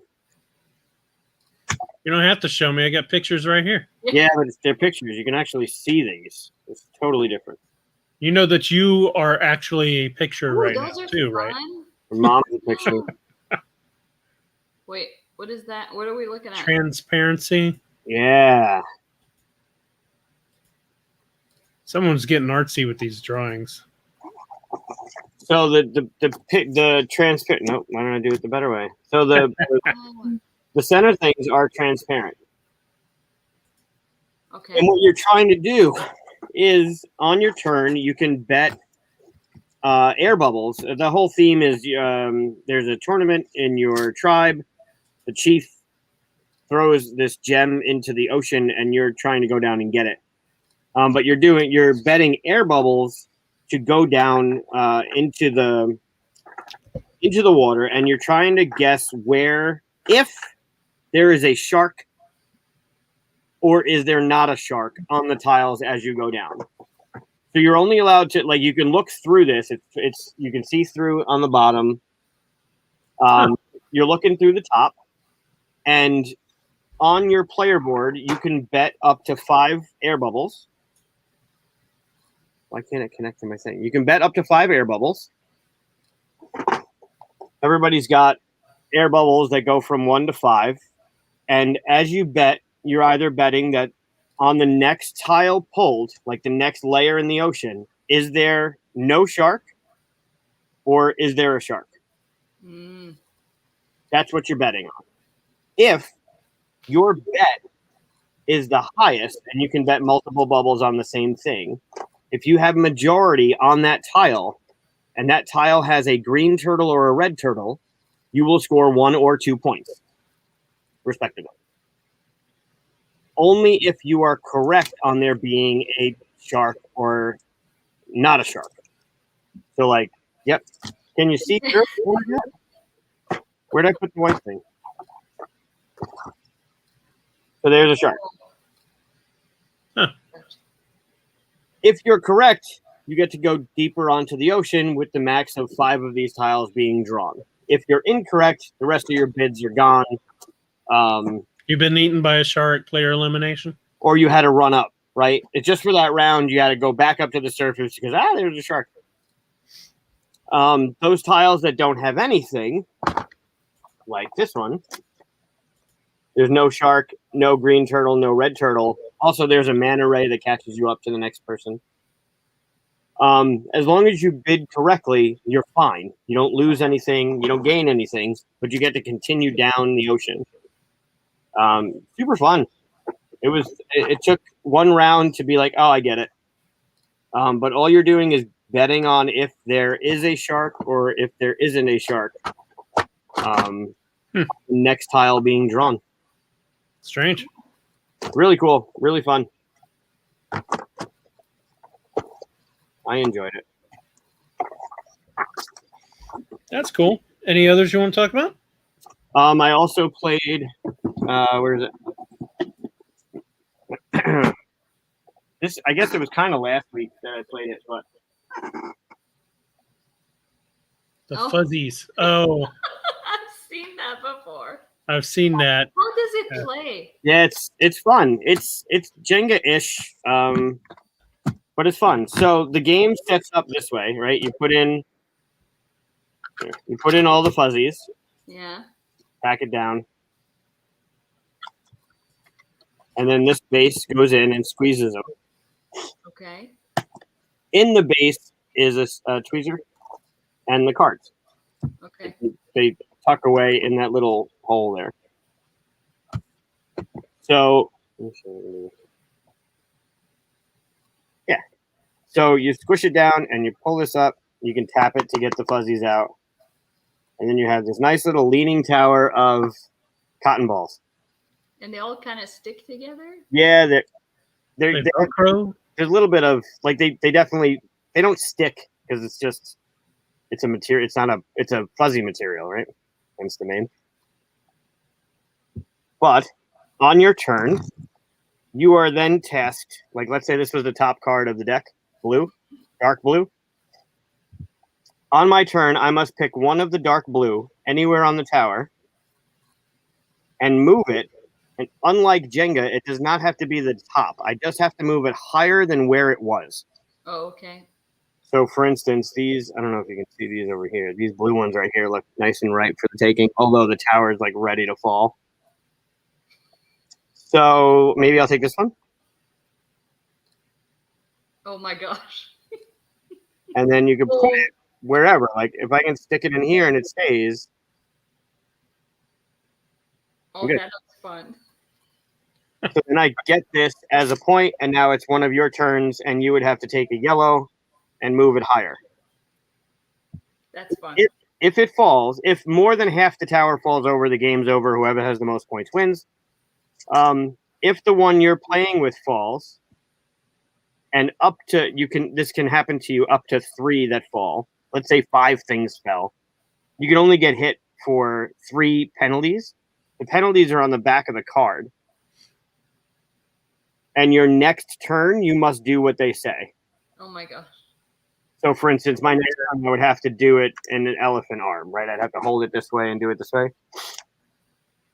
Or I can only use my index and middle finger. And if, let's say, 3 things or more than 3 things fell, then I would have 3 things that it would hit me this way. I'd have to do it with elephant arms, with my index and middle finger, and it would have to be the highest on the tower. I just noticed your name. Yeah, I did that a while ago. You said something about I don't trust any place where people can be who they're not. So, Oh my god. Yeah. I didn't even notice. I know. So yeah, that's the fuzzies. Very cool. Yeah, it's pretty neat. Very cool. I enjoyed it. That looks fun. Yeah, I'd play that. Get back into the bottom where you belong. I'm okay with that. I'd rather be down here. I played tons of games actually quite a bit, just because my daughter was down, and take advantage of that. But I did actually finally play Silver and Gold. And what did you Yeah, it think? was fun. It was good. No complaints. Had fun. Okay. I'll play it again, I guess, if anybody wants to play it. Okay. It didn't blow me away, but I didn't hate it or anything. Katia, do you have a copy? No? Why? Because we could play it if you had a copy. Oh. Yeah, no, I don't. Like we could play it online. I'm sure there's a digital version of it. I'm just probably a bit. Yeah, I'll play it online, sure. Yeah, we could probably play it. It's fun. I love it. Point Salad, another fun one. Katia's favorite. Yeah. Taverns of Tiefenfall. Oh, Have you guys played that? Fun. Yeah, I've played that before. Have you ever played Blank Slate? No. So it's kind of like the reverse of Just One. You pull a card and it says something like blank house, and you are trying to match other people. So I would put brick house, but other people might put something else, like clubhouse or whatever. And so you just write one word and then you show it. If you match one other person, you get 3 points. Both of you get 3 points. If you match more than one other person, you only get 1 point each. And if you don't match anybody, you get no points. It's a fun game. Goes real fast, like 10 minutes. You keep playing and stuff. The problem is that it goes so fast that you go through cards quickly. I feel like we're already maybe like 1/6 of the way through, and we played twice. So maybe it's got about 12 games in it before you used all the cards. There's double sides, so you could go to the other side after that. But it's maybe like 12 to 15 games before you run out of cards. But yeah, it's decent. It's not quite as good as Just One, but it's still fun. I played Parks. Okay. That was fun. Have you guys played that one? It's basically you're moving along that track thing, and that track thing is cool. I think there's a few little development things that I think needed to be tweaked or balanced, but for the most part, not in a way that it's like there's something wrong. So it's probably more just tweaked from my liking versus someone else's liking. So would you house rule it? No. That's bait. Mm-hmm. It is. It is. But no. The only time I house rule something is if I'm not going to play that game unless, and I typically, if it's not that big a deal, we'll just move on. But if it's a game I really wish it was awesome, but it needs this one little thing, that's a justification for it, I guess, which I've come to agree upon reluctantly. Have you ever played Tokaido? Yeah. It's I felt like Parks was very similar. Yeah, it has that same kind of feeling. Yeah. Oh, you think it's better? Yeah. I actually like Tokaido better, but Tokaido, I felt like it was, I don't know, just kind of. Have you played it with the expansion? Not that it adds so much, but I'm not sure it's possible. Last time I played it with my nieces, I feel like there was some stuff I didn't. So if you play the normal one, when you go to a spot, you just get a card kind of thing, right? But if you play with an expansion, when you go to a spot, you often get a choice of either this or that card. Like they added choices to places that you go to. Okay, then no, I think we played with the regular one. But yeah, I just find it just a little bit too dull. Yeah, I mean, it is a pretty basic game. I put it like Ticket to Ride level. It's like Ticket to Ride level, right? I mean, I have just got it out here. I have that Kickstarter version that took them like 4 years to make, literally. But it has all the characters or the minis. Oh, yeah. Oh, cool. Problem is whenever I backed this, I was like, yeah, I love Tokaido. And by the time it got here, I was like, man, I'm so tired of Tokaido. I think I've played with these minis maybe 2 times since I've had them. Oh. I was so enthusiastic about it whenever I first ordered from it. I have never listened to their CD, though. That might be fun. That's cool. It came with one. The expansion's good, though. That's good. What else But did you play? I wouldn't recommend getting it unless you already like Tokaido, though. Yeah. But anyway, yep. And we played another one of those exit puzzle games, but this time it was much harder, and we haven't finished it. It was really rough. Kicked her butt. Nice. Which one was it? It was the one with the lighthouse. I think it's a 4 out of 5. The one where you said there's actual like puzzles in. Yeah. Okay. There's 4 different puzzles you build in it, Gotcha. and then you use those puzzles to find clues and stuff like that. Yeah, we have a few unlock and a few exits, and we've done some of both. But yeah, the exit, there was one that was really really tough. So Tough ones can. It's weird because they don't hold back on that first puzzle.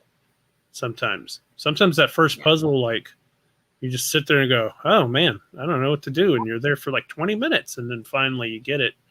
And you're like, you could have eased me in with like an easy one or something, but yeah.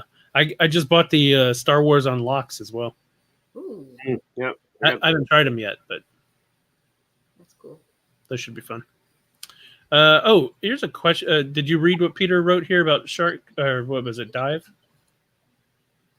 That's all you do. On shark. Well, I mean, yes. And yes.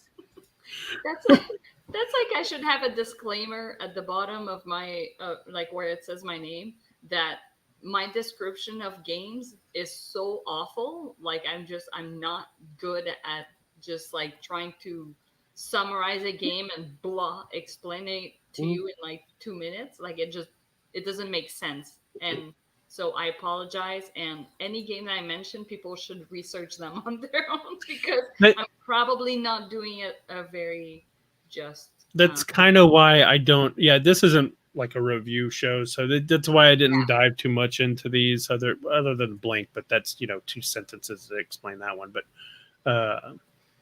yeah, and personally for me, when I listen to podcasts or I watch review channels, I skip past the part where they explain the game, because my brain needs visuals to learn.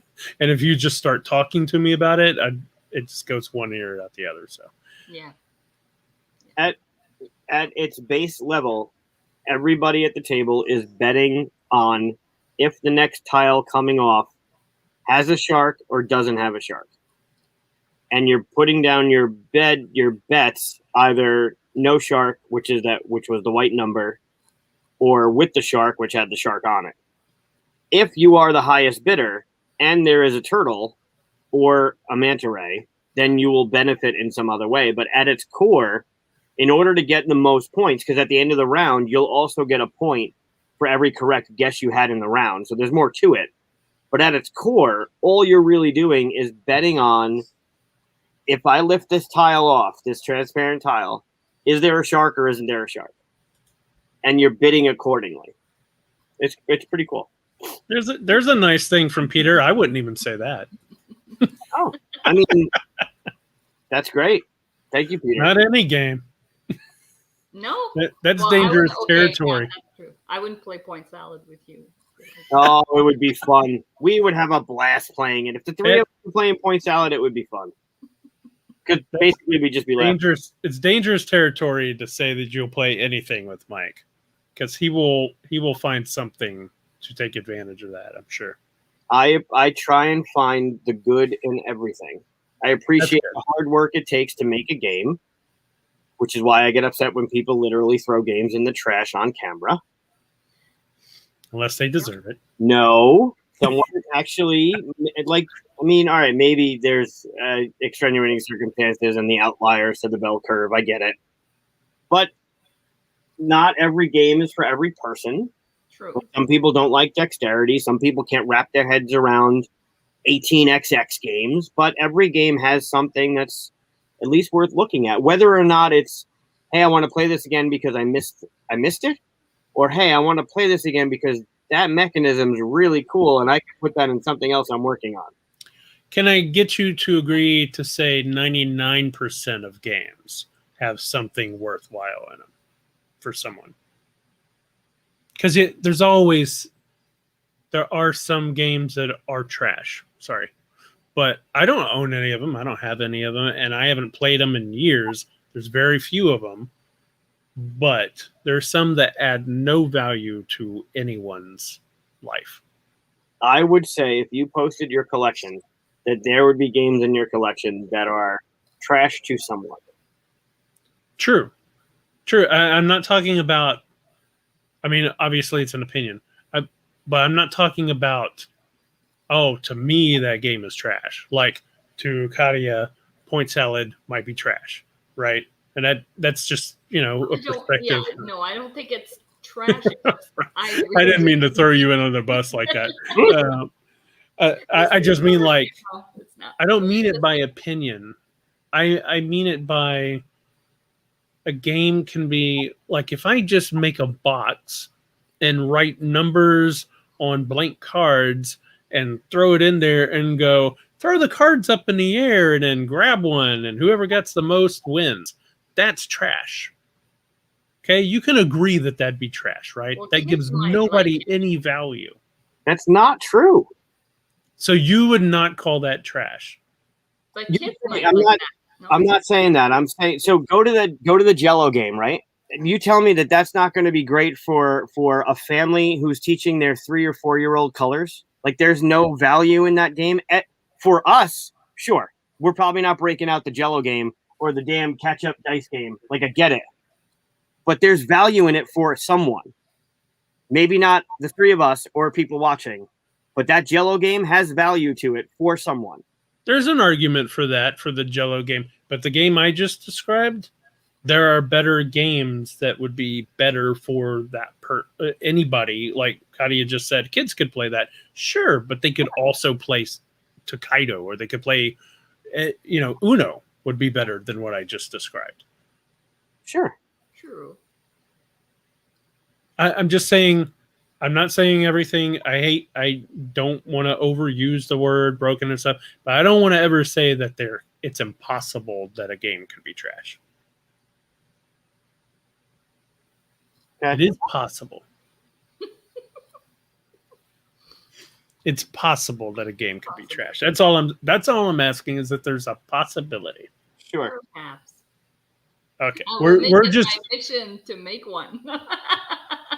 I just made one like off the fly right there. I'm going to call it trash. I'm going to put it on a Kickstarter. Just make sure you put with a goal. Yeah. With a $200,000 goal. Yeah. $1 day one funded, but we really need $200K to fund. Yes. And I'm going to put that as the first thing paragraph. Yeah. And you'd call your company Trash Games. Yes. Yeah. Hey, there was that guy that did the Emperor's New Clothes. You remember that one? It was a few years ago, but it was basically a white box with white cards, blank rule book. There was no graphics, no text, nothing. Come on. And it was called The Emperor's New Clothes, and it funded it. People bought into it. Well, I'm going to have to look it up now. No way. I'll show it right here. Yeah, it was a few years ago. Is this like the guy that said, I will continue to stream live as long as people are donating because I'm giving them money to charity, and people just loaded him up for like 7 days of streaming and every day it went to like 5 days, people would fund it, so he had to continue to stream. Oh Like my people God. just did it to do it. Oh, of course, this was GameSillet. Yeah, it did $6,330 for 280 backers. What was the funding goal? Backers. What? What was the funding goal? Where is it? Down here? Nope. 5,000.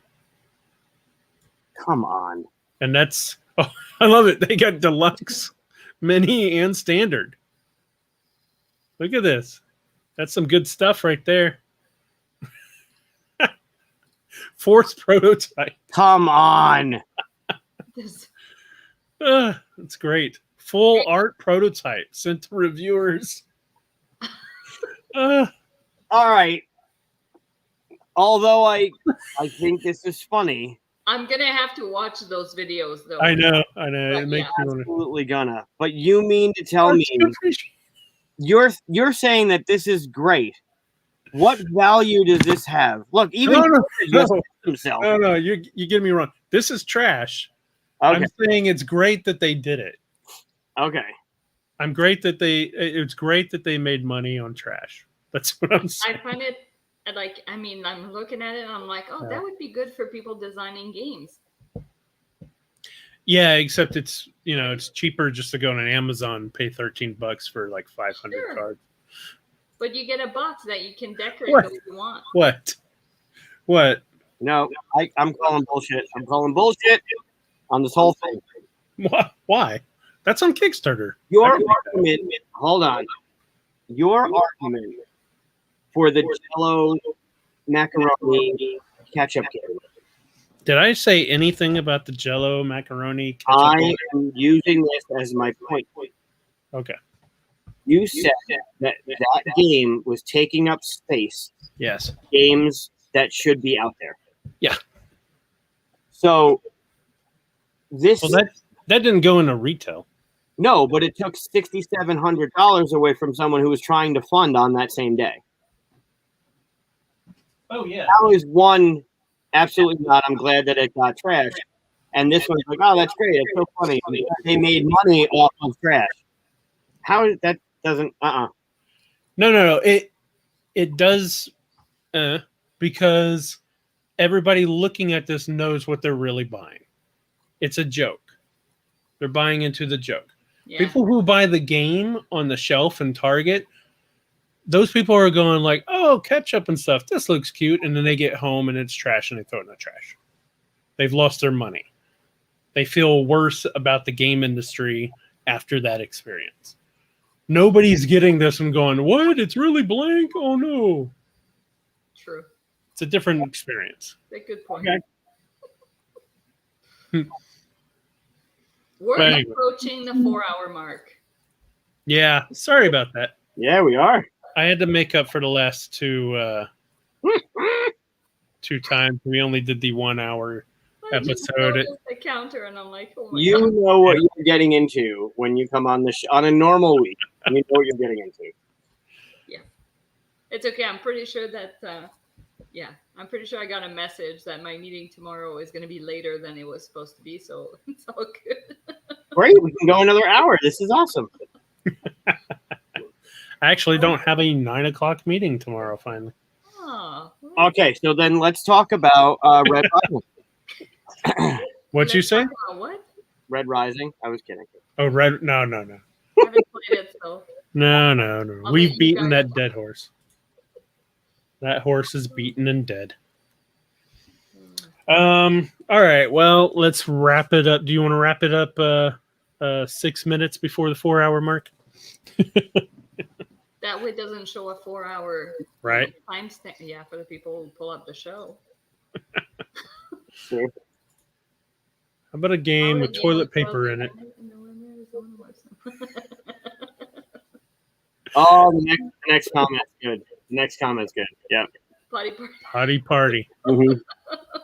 That's your brother. It is my brother. It makes me sad that would probably do at least as well as the Emperor's New Clothes.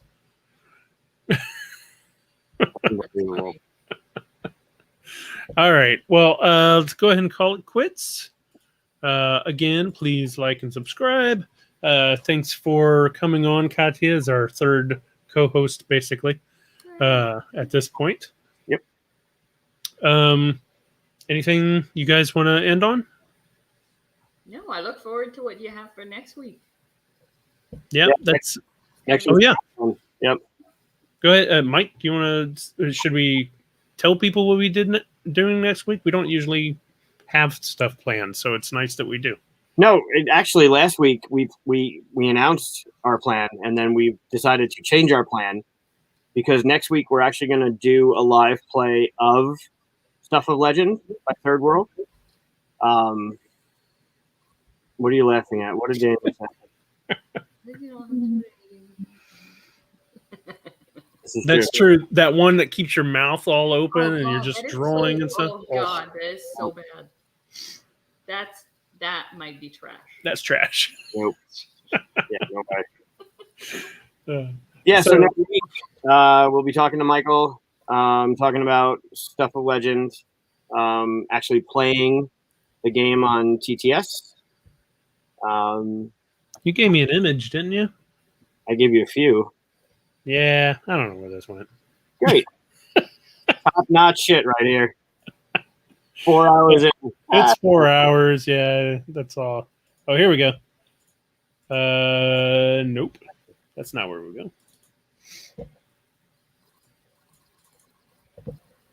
And what's going on here? There it is. There we go. It's so cute and creepy at the same time. Oh, it's great. It's good. The story is great. The game. I haven't played the new iteration. I'm not 100% sure on what has changed. I don't think much has. But my experience with the prototype from just before the pandemic hit, the game is phenomenal. There's a traitor. Someone could be working against you. Kevin Wilson, co-designer of Arkham, he made one of. You want to talk about a game that needs a little bit more play? Darkness Comes Rattling. You guys know that one? No. Oh my God! It's got this great moment. Look it up. It's phenomenal. There's a moment in the game that I don't think another game has mimicked yet. You have to decide whether or not to jump into this snake's mouth. It's amazing. It's really cool. I'm going to vote not. No. You have to because you need to save the sun. Look it up. It's a good one. Cake or death. But yeah, he makes phenomenal stuff. And the game's pretty good. And it's looking pretty good. So very cool. There might be something else that I didn't tell you that we'll talk about during the week. Okay. Yeah. If you're still hanging out with us, we go to Discord after this, although it's pretty late. So see if anybody is in there. But we go to Discord, hang out in the Bat Cave, and talk about the show. The link in the comments? Yes. Link is already in. Well, it's not in the comments, in the description. Cool. So join us there if you want to. And even if it's not after the show, come by, join us. We're always having fun in the Discord. All right. Thanks, everybody, for showing. Bye.